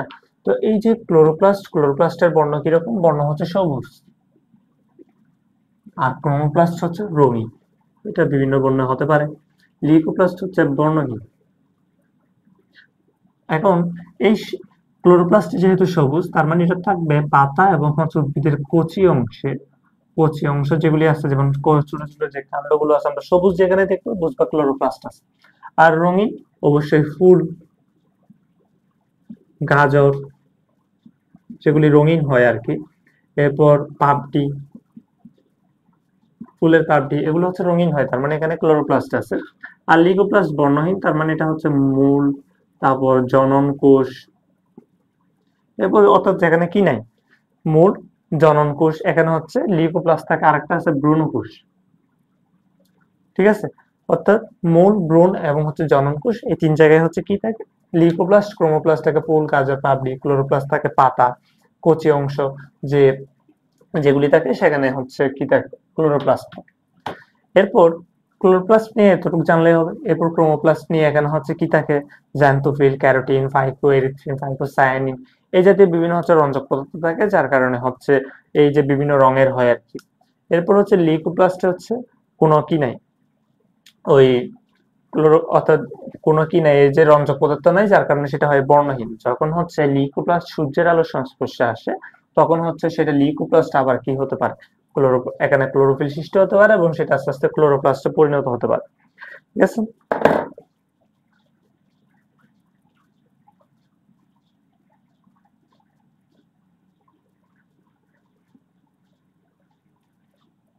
আচ্ছা প্লাস্টিড গেল। এবার হচ্ছে ওই আমরা যে সাইটোপ্লাজমীয় অঙ্গাণুগুলোর কথা বলছি, যেখানে হচ্ছে ঝিল্লি যুক্ত, তার মানে এগুলি সবগুলোরই কি আছে, ঝিল্লি আছে। এরপর এখন আমরা একটা বিষয় নিয়ে জানবো, সেটা হচ্ছে গোলগি বস্তু। এই গোলগি বস্তুর বিভিন্ন নাম আছে, যেমন হচ্ছে এটাকে বলা হয় কোষের ট্রাফিক পুলিশ,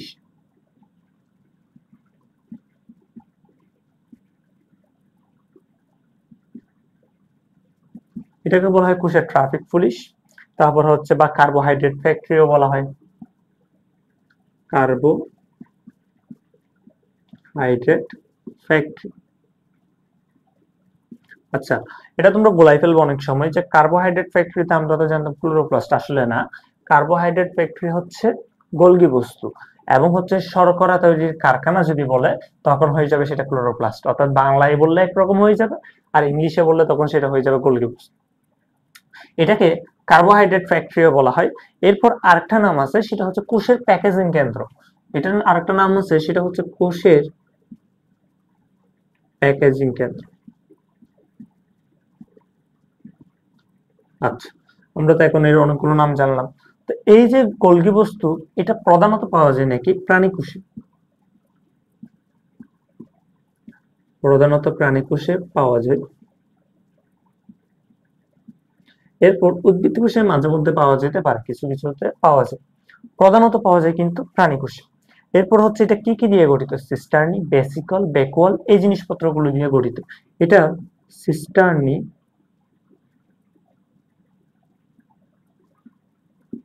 সিস্টার্নি, তারপর হচ্ছে বেসিকল,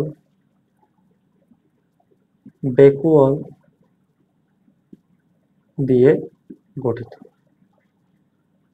ঠিক আছে, যদি আমি একটা চিত্র দেখি তাহলে সেই চিত্রটা কিরকম হবে, বইয়ের মধ্যে সুন্দর দেওয়া আছে এভাবে, এভাবে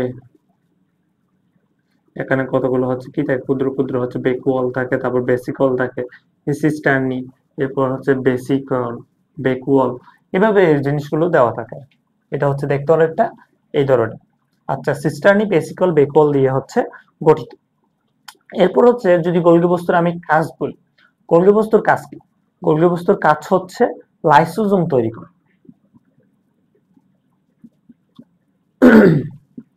এটা লাইসোজোম তৈরি করা হচ্ছে গোলগি বস্তুর কাজ। এরপর হচ্ছে বিভিন্ন হরমোন নিঃসরণ করা, এরপর বিপাকীয় কাজ, প্রোটিন সঞ্চয়, এই ধরনের কিছু কাজ আছে, যেমন হচ্ছে হরমোন নিঃসরণ,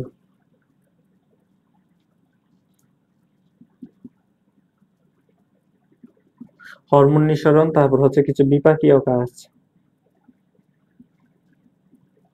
এরপর হচ্ছে প্রোটিন সঞ্চয়, এই ধরনের বিভিন্ন কাজ করে থাকে। ঠিক আছে, তাহলে প্রোটিন সঞ্চয়, হরমোন নিঃসরণ, বিপাকীয় কাজ এগুলি করে। তাহলে গোলগি বস্তু নিয়ে আমরা মোটামুটি জানলাম, এতটুকু জানলেই হবে। এটাকে হচ্ছে ঘুরিয়ে তুমি, আমি এখানে 4 লাইন দিলাম, তুমি এটাকে হচ্ছে ভাগ করে 8 লাইনে পরীক্ষা অ্যান্সার দিয়ে দিবে, স্যার বলবে তো পুরো বই লিখে দিছে। একটা ছবি আঁকবা, এগুলি লিখবা, এগুলো তোমার বইয়ে নাই, যখন লিখবা স্যার বলবে যে কি রে, আজকে তো নতুন ইনফো জানলাম। ঠিক আছে, গোলগি বস্তু মোটামুটি এতটুকু জানলে এলাম। এখানে অনেক কিছু বলতে চাই কিন্তু বলা সম্ভব হচ্ছে না, কারণ ক্লাস 9 তো, তো সব বলা যায় না আসলে, বুঝবাও না। এরপর হচ্ছে তখন 1 ঘন্টা ক্লাস হচ্ছে 4 ঘন্টা হলো। Endo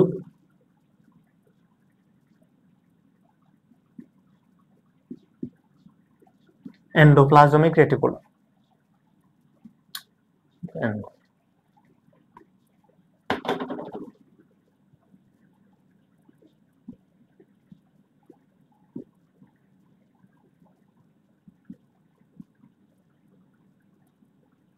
endoplasmic reticulum. এই এন্ডোপ্লাজমিক রেটিকুলামটা আমরা কোথায় দেখেছিলাম, এই এন্ডোপ্লাজমিক তোমরা জানো যে নিউক্লিয়াসটা যখন এভাবে ছিল, নিউক্লিয়াসের উপর আমি কিছু হচ্ছে এই ধরনের দিয়েছিলাম, যেগুলির নাম বলেছিলাম যে এন্ডোপ্লাজমিক রেটিকুলাম। এগুলি মূলত নিউক্লিয়াস থেকে শুরু হয়ে একদম কোষঝিল্লি পর্যন্ত বিস্তৃত থাকে। তার মানে কোষঝিল্লি থেকে কোনো কিছু নিউক্লিয়াসে বা কোষের মধ্যে প্রবেশ করতে গেলে এটা একটা হচ্ছে রাস্তার মতো হয়ে গেল না। তার মানে আমরা বলতে পারি যে এন্ডোপ্লাজমিক রেটিকুলাম কি করে, এটাকে কোষের পরিবহন তন্ত্র বলা হয়। রক্ত নালীগুলো যেমন হচ্ছে আমাদের দেহের মধ্যে ধমনী শিরা বিভিন্ন রক্তগুলো পরিবহন করে, ঠিক তেমনি কোষের মধ্যে পরিবহন তন্ত্র হিসেবে কাজ করে এন্ডোপ্লাজমিক রেটিকুলাম, যার কারণে একে কোষের পরিবহন তন্ত্র বলা হয়।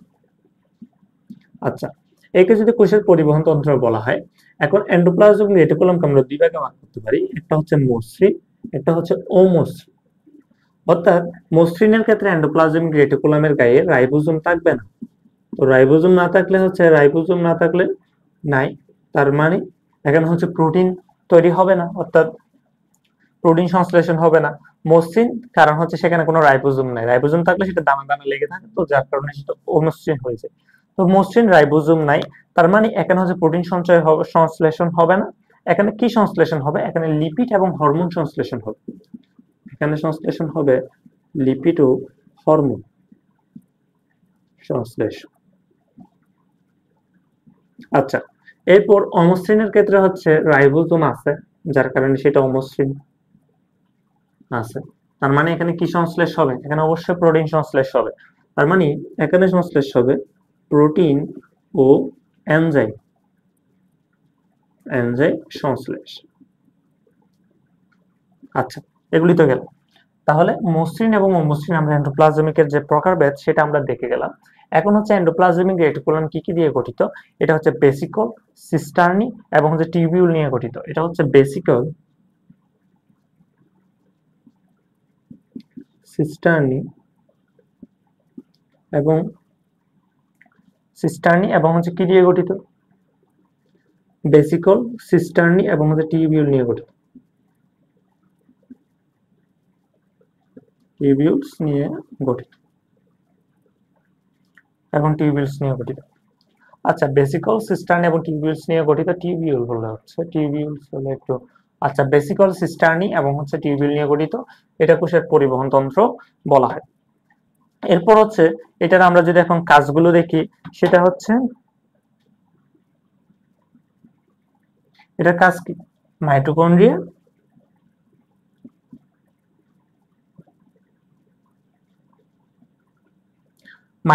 হচ্ছে কি করে তৈরি করা? কোষ গহ্বর।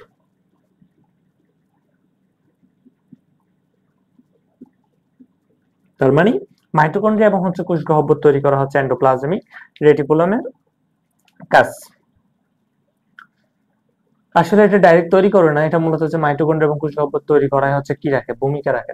এটা তৈরি করাই হচ্ছে ভূমিকা রাখে। আচ্ছা, এরপর হচ্ছে দেখা যায়, নিচে তো জায়গা আছে, এখানে লিখি। এই এন্ডোপ্লাজমিক রেটিকুলাম তুমি দেখো, এই এন্ডোপ্লাজমিক রেটিকুলামের মধ্যে কিন্তু রাইবোজোমকে আশ্রয় দিচ্ছে, অর্থাৎ রাইবোজোম গুলো সেখানে লেগে আছে। তার মানে হচ্ছে বলা যায় রাইবোজোমের ধারক হচ্ছে এন্ডোপ্লাজমিক রেটিকুলাম। তার মানে রাইবোজোম আর একটা আছে গ্লাইওক্সিজোম। আমরা অক্সিজোম যে কি ধরনের হয় যেগুলি লেগে থাকে? অক্সিজোম কি? এই রাইবোজোম এবং গ্লাইওক্সিজোম কি হয়? গ্লাইওক্সিজোমের ধারক হচ্ছে এন্ডোপ্লাজমিক রেটিকুলাম, কারণ এদের গায়ে হচ্ছে এরা লেগে থাকে। আচ্ছা, এন্ডোপ্লাজমিক রেটিকুলাম নিয়ে মোটামুটি এগুলি জানলেই হবে। এরপর এন্ডোপ্লাজমিক রেটিকুলাম তো শেষ। এখন আমরা জিলিবদ্ধ অঙ্গাণু আর কি কি বলেছিলাম? আরেকটা আছে হচ্ছে কোষ গহ্বর এবং হচ্ছে লাইসোজোম।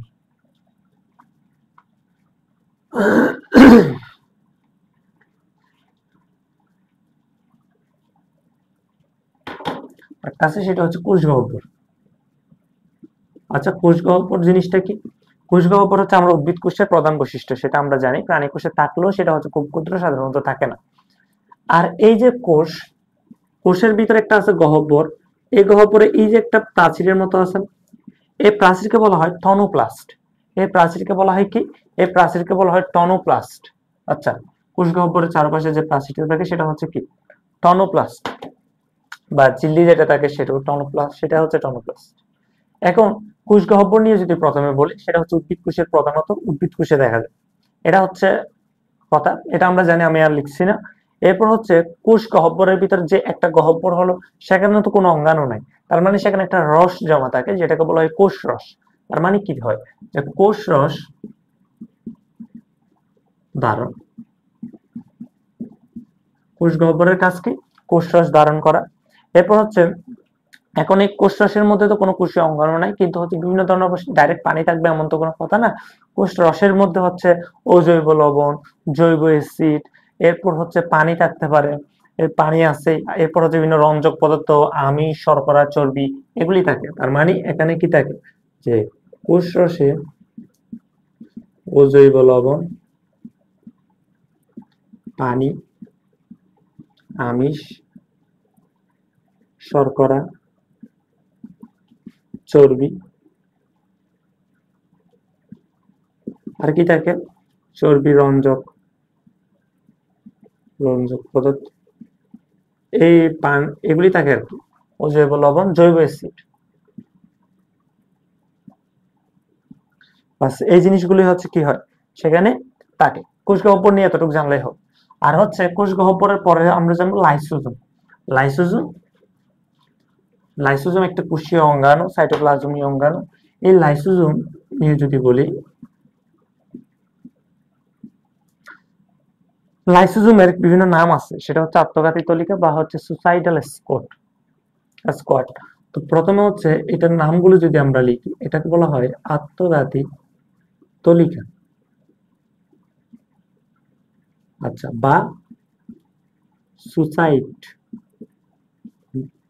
সুসাইডাল কি, সুসাই সুসাইডাল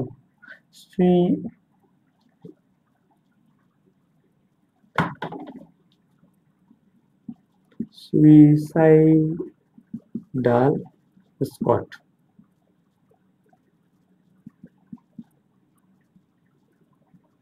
সুসাইডাল স্কোয়াড তাহলে হচ্ছে এটা আত্মঘাতী তলিকা বা হচ্ছে সুসাইডাল স্কোয়াড। তার মানে হচ্ছে এই লাইসোজোমের মধ্যে এমন কিছু আছে যেটা হচ্ছে কি করে জীবাণুকে ধ্বংস করতে পারে। এই লাইসোজোম কি করে, কোষের মধ্যে যখন হচ্ছে কোনো ক্ষতিকর বস্তু দেখবে বা হচ্ছে খারাপ কোনো কিছু দেখবে, তখন হচ্ছে সেটা সিকিউরিটি গার্ডের মধ্যে কি করবে, সেটাকে বাধা দিবে এবং সেটাকে ধ্বংস করবে। কিভাবে? ফ্যাগোসাইটোসিস বা ফিনোসাইটোসিস পদ্ধতির মাধ্যমে হচ্ছে কি করে, যে জীবাণুগুলোকে বক্ষণ করবে। এই যে এরা হচ্ছে কি করে, ফ্যাগোসাইটোসিস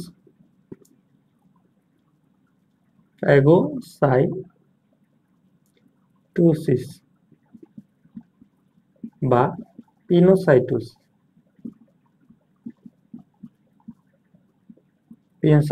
এই দুইটা পদ্ধতির মাধ্যমে হচ্ছে জীবাণুগুলোকে বক্ষণ করবে। এটাকে কেন আত্মঘাতী তলিকা বলা হয়?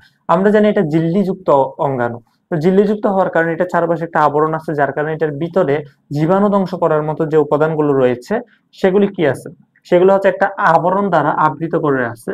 কোনো কারণে যদি আমাদের দেহে অক্সিজেনের অভাব হয় বা অন্য কোনো বিভিন্ন সমস্যার কারণে হচ্ছে এই প্রাচীরটা যদি কোনো কারণে চিড়ে যায়, তাহলে হচ্ছে সেখান থেকে হচ্ছে যে যে জীবাণু ধ্বংস করার মতো যে পদার্থগুলো আছে, রাসায়নিক পদার্থ, সেগুলি কি হবে, সেখান থেকে নির্গত হয়ে যাবে। তখন হচ্ছে সেই পদার্থটা হচ্ছে নিজের কোষকে হচ্ছে অনেক সময় গ্রাস করে ফেলে বা ধ্বংস করে ফেলে। তো সেই জন্য এটাকে বলা হয় আত্মঘাতী তলিকা বা সুসাইড স্কোয়াড, অর্থাৎ নিজে নিজে মরে যাওয়া, অর্থাৎ নিজের প্রাচীরটা বিদীর্ণ করে নিজের কোষটাকে হচ্ছে কি করা, মেরে ফেলা। আচ্ছা,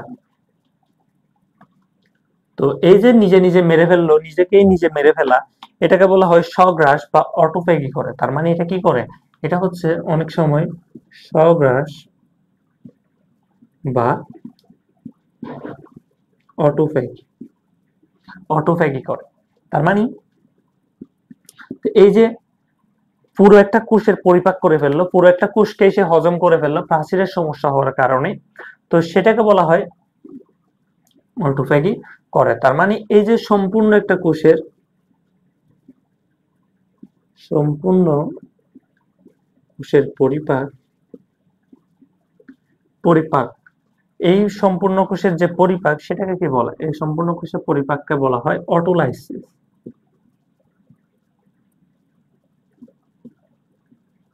অটোলাইসিস সম্পূর্ণ কোষের পরিপাককে বলা হচ্ছে অটোলাইসিস।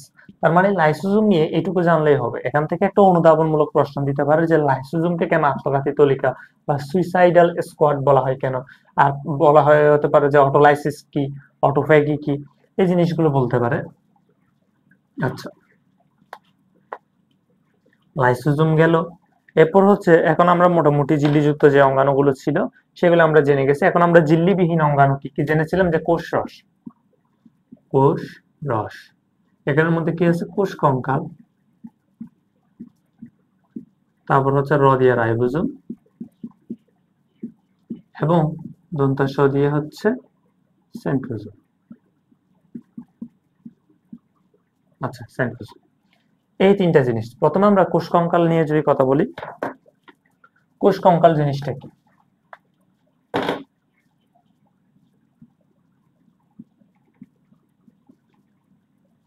কোষ কঙ্কাল জিনিসটা যদি বলি, যে আমাদের কোষ, এটা কোষ প্রাচীর হলে এটা হচ্ছে কোষ ঝিল্লি, ঠিক আছে, এটা হচ্ছে কোষ ঝিল্লি।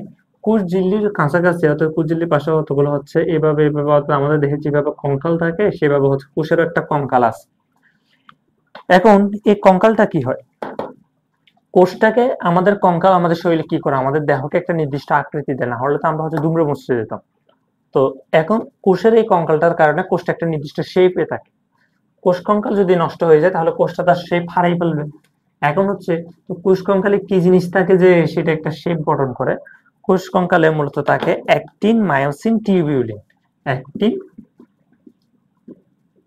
অ্যাক্টিন, মায়োসিন এবং টিউবিউলিন,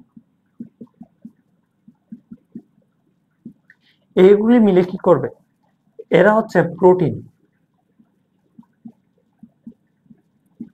আর এই প্রোটিন গুলো হচ্ছে মিলে কি করবে? এই প্রোটিন গুলো মিলে হচ্ছে তন্তু গঠন করবে। আর তন্তু গঠন করে, এই তন্তুগুলো কি?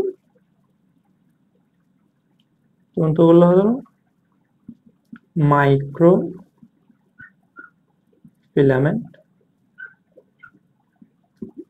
ফিলামেন্ট, তারপর হচ্ছে কি আছে? Microtubule,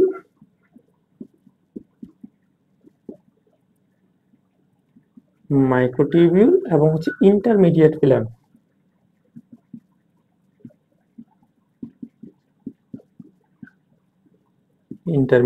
filament. এই তন্তুগুলো মিলে হচ্ছে মাইক্রোফিলামেন্ট, ইন্টারমিডিয়েট ফিলামেন্ট এবং হচ্ছে আর মাইক্রোটিউবিউলস, এগুলি হচ্ছে গঠন করবে, যারা হচ্ছে এই কোষ কঙ্কালটা পুরোটা হচ্ছে কি করবে? নির্মাণ করবে এবং হচ্ছে কোষকে একটা নির্দিষ্ট কাঠামো দান করবে। আচ্ছা, কোষ কঙ্কালের পরে আমরা রাইবোজোম নিয়ে একটু কথা বলবো।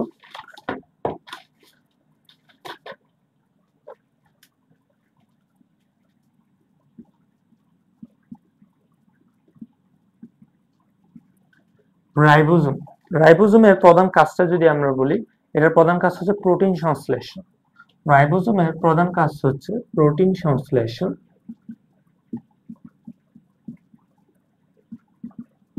এরপর এটা প্রাণী, উদ্ভিদ উভয়ে পাওয়া যায়।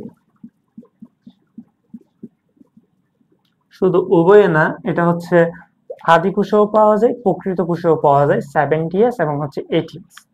আচ্ছা, অ্যাসটা হচ্ছে ব্যাধ-পার্কে, এটা জানার দরকার নেই। এরপর আসলে এটা প্রোটিন তৈরি করে না, যে প্রোটিনের যে পলিপেপটাইড একটা চেইন আছে, সেই চেইনটা মূলত সংযুক্ত হয় রাইবোজোমের মধ্যে। এই রাইবোজোম কি করে? প্রোটিনের পলিপেপটাইড চেইনটা হচ্ছে কি করে? সংযোজন করে। তার মানে প্রোটিনের পলিপেপটাইড, এটা এখন বুঝবা না, এটা ইন্টারে আছে। তো প্রোটিনের এমনি লিখছে আর কি বইয়ের মধ্যে, তো সেটা মুখস্থ হয়ে রাখো এখন। পলিপেপটাইড, এটা অনেক বড় একটা টপিক, যে প্রোটিনের পলিপেপটাইড চেইন সংযোজন। ইন্টার একদম ফার্স্ট পেপারের মধ্যে বোটানি, ফার্স্ট পেপারের মধ্যে প্রথম অধ্যায়ে তোমরা এটা শিখে যাও। এখন দরকার নাই, এখন এমনি বলতে পারো যে প্রোটিনের পলিপেপটাইড চেইন সংযোজন কোথায় হয়, সেটা রাইবোজোম, এমসিকিউ তে আসতে পারে। ঠিক আছে, এখন রাইবোজোম নিয়ে এই তিনটি ইনফরমেশন আমার জানা লাগবে, আর এর বেশি বইও নাই, জানারও দরকার নাই। অনেক সময় দেখা যায় কি বেশি পড়তে গিয়ে হচ্ছে কিছুই মনে থাকে। এরপর হচ্ছে সেন্ট্রোজোম।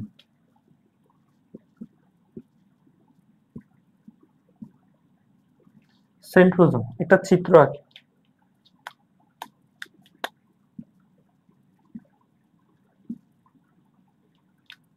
এটা হচ্ছে সেন্ট্রোজোমের চিত্র। এখানে যে তরল পদার্থ যেগুলি থাকে সেগুলিকে কি বলা হয়? সেন্ট্রোস্পিয়ার। আর এটা হচ্ছে সেন্ট্রিওল। তার মানে আমরা বুঝে গেলাম যে সেন্ট্রোস্পিয়ার প্লাস সেন্ট্রিওল গঠন করে কি? সেন্ট্রোজোম। সেন্ট্রোস্পিয়ার প্লাস সেন্ট্রিওল গঠন করে হচ্ছে সেন্ট্রোজোম। আর এটা হচ্ছে পুরোটা সেন্ট্রোজোম। এই সেন্ট্রোজোম নিয়ে যদি কিছু ইনফরমেশন দিই, এটা হচ্ছে প্রাণী কোষে পাওয়া যায়, উদ্ভিদ কোষে নাই। প্রাণী কোষে পাওয়া যায়। এরপর যদি বলি এটা সেন্ট্রোজোমটা প্রাণী কোষে পাওয়া যায়, এরপর এখানে হচ্ছে ফাঁপা নলাকার। এটা দেখতে কি রকম? ফাঁপা নলাকার বা দণ্ডাকার একটা, অর্থাৎ দেখতে অনেকটা কি একটা ফাঁপা নলাকার বা দণ্ডাকার অঙ্গাণু, এবং এটা হচ্ছে নিউক্লিয়াসের কাছাকাছি থাকে, নিউক্লিয়াসের কাছে অবস্থিত। এটা নিউক্লিয়াসের কাছাকাছি। থাকে। তার মানে কোষের মধ্যে যদি আমরা এটা খুঁজতে যাই, তার মানে নিউক্লিয়াসের কাছাকাছি দেখতে হবে।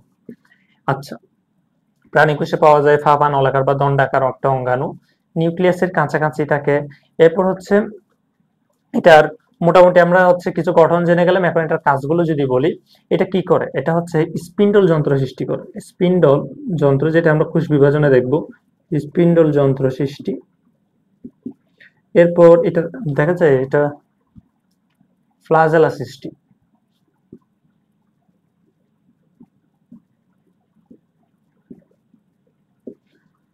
ফ্লাজেলা সৃষ্টি। এরপর আরেকটা কাজ আছে, সেটা কি, অর্থাৎ এই যে সেন্ট্রিওল, এই সেন্ট্রিওলটা হচ্ছে কোষ বিভাজনের সময় আস্টার রে তৈরি করে। সেন্ট্রিওল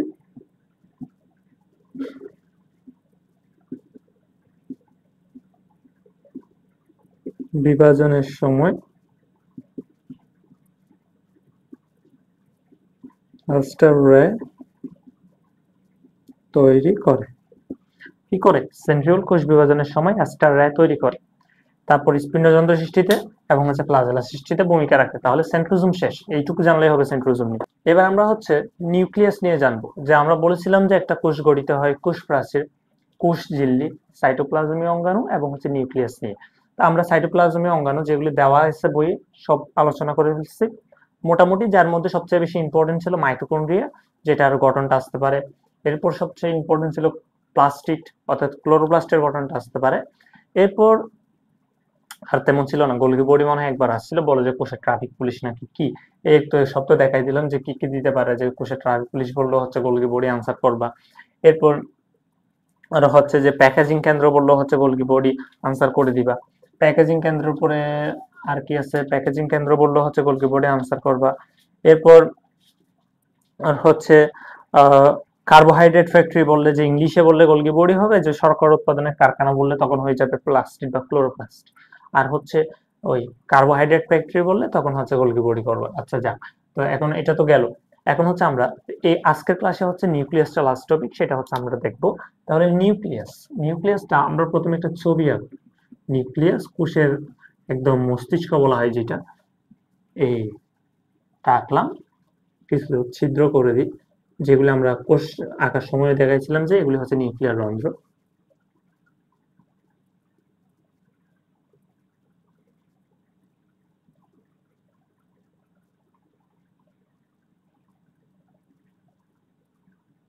আচ্ছা, কেন এইগুলো এত মোটা করে দিলাম এই যে আবরণগুলো? কারণ হচ্ছে এই আবরণটা হচ্ছে দুই স্তর বিশিষ্ট, যার কারণে আমি দুইটা স্তর তৈরি করে দিচ্ছি।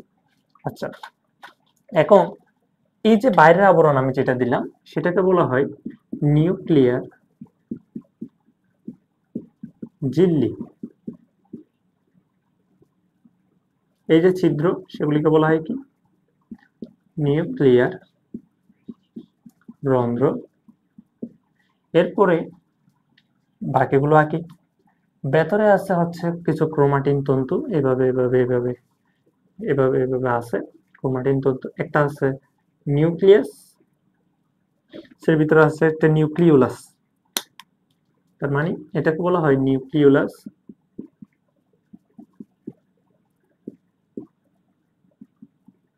ক্রোমাটিন তন্তু। এরপর এখানে আছে যে তরল পদার্থ, সেটা হচ্ছে নিউক্লিওপ্লাজম। ঠিক আছে, এখন মোটামুটি আমরা পাঁচটা জিনিস দেখাই দিলাম। এরপর আমরা একটা একটা নিয়ে আলাদা আলাদা ভাবে জানবো, কারণ পরীক্ষার মধ্যে দেখা যায় কি অনেক সময় এটা দিয়ে দেয়, দেওয়ার পরে বলে যে কি করো, এই যে নিউক্লিয়াসের গঠনটা বর্ণনা করো। তুমি প্রথমে এভাবে একটা চিত্র আঁকবা।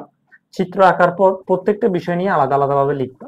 প্রথম হচ্ছে নিউক্লিয়ার ঝিল্লি, তারপর হচ্ছে নিউক্লিয়ার রন্ধ্র, নিউক্লিওপ্লাজম, এরপর হচ্ছে ক্রোমাটিন তন্তু, নিউক্লিওলাস, সবগুলো নিয়ে আলাদা আলাদা পয়েন্ট করে করে লিখবা। তো প্রথমে যদি আমরা লিখি নিউক্লিয়ার ঝিল্লি, তুমি লিখবা যে নিউক্লিয়ার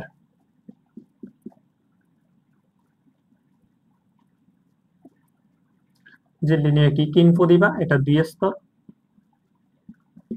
এরপর হচ্ছে লিপিড ও প্রোটিন দিয়ে গঠিত। মুখস্থের এই দুইটা ইনফরমেশন দিয়ে দিবে, লিপিড এবং প্রোটিনের সমন্বয়ে গঠিত। এরপর কিছু বাংলা রচনা লিখবা, এরপরে নিচ্ছে কি লিখবা, যে হচ্ছে এই নিউক্লিয়ার ঝিল্লিতে কিছু ছিদ্র থাকে যেগুলিকে বলা হয় নিউক্লিয়ার রন্ধ্র। এই ছিদ্রগুলো দিয়ে হচ্ছে সাইটোপ্লাজম থেকে গুরুত্বপূর্ণ যেসব খাদ্যবস্তু আছে, অন্যান্য বিভিন্ন বস্তু হচ্ছে চলাচল করে এই ছিদ্রগুলো দিয়ে। এভাবে লিখবা, 2-3 লাইন লিখলে হয়ে যাবে। আচ্ছা, এই দুইটা হচ্ছে ইনফরমেশন কিন্তু আমাদের দিতে হবে, অর্থাৎ এই দুইটা ইনফরমেশন নিউক্লিয়াস ঝিল্লির ক্ষেত্রে তুমি দিবা। এরপর বাকিগুলো নিজের মতো করে লিখবা আর কি, যে নিউক্লিয়াস ঝিল্লির মধ্যে বিভিন্ন বস্তু আদান প্রদান হয়, নিউক্লিয়ার রন্ধ্র থাকে, এইগুলো লিখবা। এরপর হচ্ছে নিউক্লিয়ার রন্ধ্র।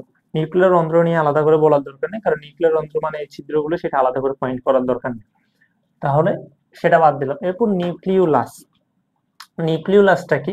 নিউক্লিওলাস নিয়ে তুমি লিখবা, এটা হচ্ছে যে নিউক্লিয়াসের ভিতর হচ্ছে রং অগ্রাহী অংশের সাথে হচ্ছে লেগে থাকে, অর্থাৎ এই যে যেখানে লেগে থাকে সেটা হচ্ছে রং অগ্রাহী অংশ সাথে লেগে থাকে, এটা হচ্ছে ক্রোমোজোমের রং অগ্রাহী অংশ। এগুলিতে হচ্ছে এখন ক্রোমাটিন, যখন কোষ বিভাজন পর্যায়ে চলে যাবে তখন সেগুলো হচ্ছে আলাদা আলাদা থাকবে, কুণ্ডলী থেকে সেগুলো আলাদা হয়ে যাবে। এখন হচ্ছে যখন কোষ বিভাজন হচ্ছে না, তখন হচ্ছে সেগুলো একটা কুণ্ডলী পাকিয়ে হচ্ছে একটা কি গঠন করছে, একটা কুণ্ডলীর মতো হচ্ছে এক জায়গায় বসে আছে। যখন হচ্ছে কোষ বিভাজন হবে তখন আমরা দেখবো যে সেগুলো সবগুলো আলাদা আলাদা সুন্দরভাবে একটা সিস্টেমে বিন্যস্ত হয়ে যাবে। তো ক্রোমোজোমের যে রং অগ্রাহী অংশ, সেখানে হচ্ছে কি থাকে, ক্রোমোজোমের সাথে এই নিউক্লিওলাসটা লেগে থাকে। আচ্ছা, এটা লিখলা। এরপর হচ্ছে এই নিউক্লিওলাসে কি থাকে, নিউক্লিওলাস হচ্ছে গঠিত হয় মূলত আরএনএ ও হচ্ছে প্রোটিন দিয়ে,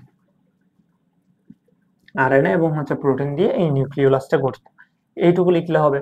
এরপর হচ্ছে লিখবা তুমি হচ্ছে যে ক্রোমাটিন তন্তু নিয়ে লিখবা। আর নিউক্লিয় প্লাজম নিয়ে তো আর তেমন কিছু বলার দরকার নাই, কারণ নিউক্লিয় প্লাজমটা শেষ করে দিই। নিউক্লিয় প্লাজম নিয়ে কি বলবো, যে নিউক্লিয় প্লাজম মানে কি, যে নিউক্লিয়াস ঝিল্লি দ্বারা আবৃত, সেখানে ভিতর যে তরল পদার্থটা থাকে সেটাকে বলা হয়, জেলির মতো যে রসটা থাকে সেটা কি বলা হয়, নিউক্লিয় প্লাজম। আর নিউক্লিয় প্লাজমের মধ্যে হচ্ছে কি থাকে, যে নিউক্লিক অ্যাসিড, এরপর হচ্ছে প্রোটিন উৎসেচক, এরকম বিভিন্ন কিছু থাকে আর কি। নিউক্লিয় প্লাজমের মধ্যে নিউক্লিক অ্যাসিড, প্রোটিন উৎসেচক, এই জাতীয় পদার্থগুলো থাকে। আচ্ছা, এরপর হচ্ছে আমরা ক্রোমাটিন তন্তু নিয়ে যদি একটু করে বলি, এই যে এই ক্রোমাটিন তন্তু, অর্থাৎ ক্রোমাটিন তন্তু, এখন কেন ক্রোমাটিন তন্তু বলছি, কারণ হচ্ছে এখন কোষ বিভাজন হচ্ছে না। যখন কোষ বিভাজন হয় না বা বিশ্রাম অবস্থায়, কোষের মধ্যে এই যে ক্রোমোজোম যেগুলি আছে সেগুলো হচ্ছে কুণ্ডলী পাকিয়ে একটা কুণ্ডলী পাকিয়ে বসে থাকে, যার কারণে হচ্ছে সেগুলি আলাদাভাবে বোঝা যায় না, যে একটা বলের মতো মনে হয় সেখানে, তো জালের মতো মানে একদম পেঁচানো থাকে, তখন হচ্ছে সেটাকে বলা হয় ক্রোমাটিন তন্তু বা ক্রোমাটিড। এখন যখন কোষ বিভাজন চলবে তখন আমরা দেখবো যে হচ্ছে সেগুলি কি হয়ে যাবে, এখানে দ্বিতীয় অধ্যায়ে দেখবা যে ক্রোমোজোম গুলো এভাবে এভাবে এভাবে এভাবে এইভাবে এভাবে বিভিন্ন জায়গায় বিন্যস্ত বা বিভিন্ন গঠন তৈরি করে। তো তখন হচ্ছে সেগুলিকে আলাদা আলাদা ভাবে ক্রোমোজোম হিসেবে শনাক্ত করা হয়। এমনিটা হচ্ছে বিশ্রাম অবস্থায় সেগুলি কুণ্ডলী পাকিয়ে যখন থাকে তখন সেটাকে বলা হয় ক্রোমাটিন তন্তু। আর এই ক্রোমোজোমের মধ্যে, অর্থাৎ আমি এখন ক্রোমোজোম বললাম, এখানে এগুলি তো পরবর্তীতে ক্রোমোজোমই হবে। এই ক্রোমোজোমের মধ্যে হচ্ছে কি থাকে, কিছু জিন থাকে, বংশগত বৈশিষ্ট্যগুলো হচ্ছে এই জিনের মাধ্যমে হচ্ছে নিয়ন্ত্রিত হয়।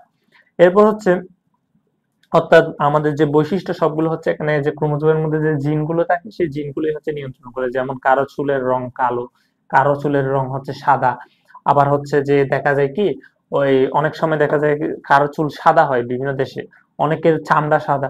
এই সবকিছুই হচ্ছে এই যে জিনগুলো আছে ক্রোমোজোমের মধ্যে, সেগুলো হচ্ছে এই বংশগত বৈশিষ্ট্যগুলো কি করে, নিয়ন্ত্রণ করে।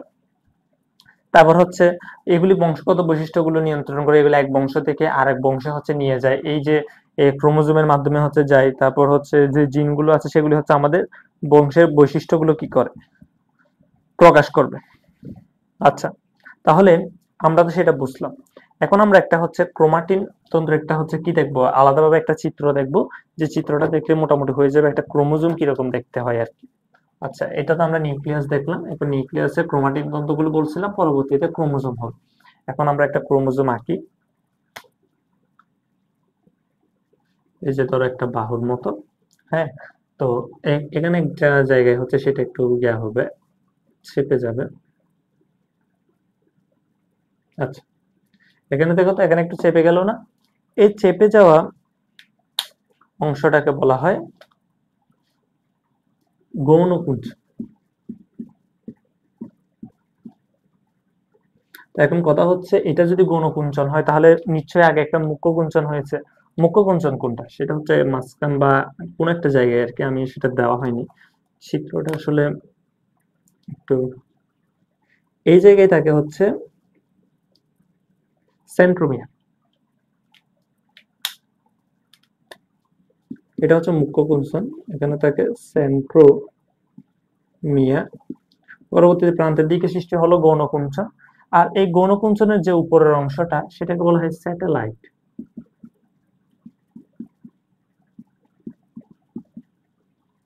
স্যাটেলাইট, আর এটাকে বলা হয় বাহু। ঠিক আছে, এই স্যাটেলাইট।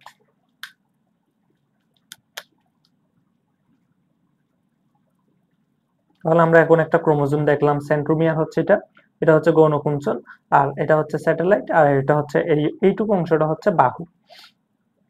আর এই যে এই ক্রোমোজোমের ভিতরে এখানে কিছু তরল পদার্থ আছে, তরল পদার্থকে কি বলে? দাত্রহ। ঠিক আছে, এইটুকু মূলত এই চ্যাপ্টারের মধ্যে হচ্ছে ক্রোমোজোম নিয়ে এত বেশি জানার দরকার নেই। আমরা দ্বিতীয় চ্যাপ্টারে দেখবো যেখানে কোষ বিভাজন হয়, সেখানে মূলত মোটামুটি ক্রোমোজোম থেকে যে অর্থাৎ কোষের বিভাজনটা সেটা পুরোপুরি দেখানো হয়েছে আর কি।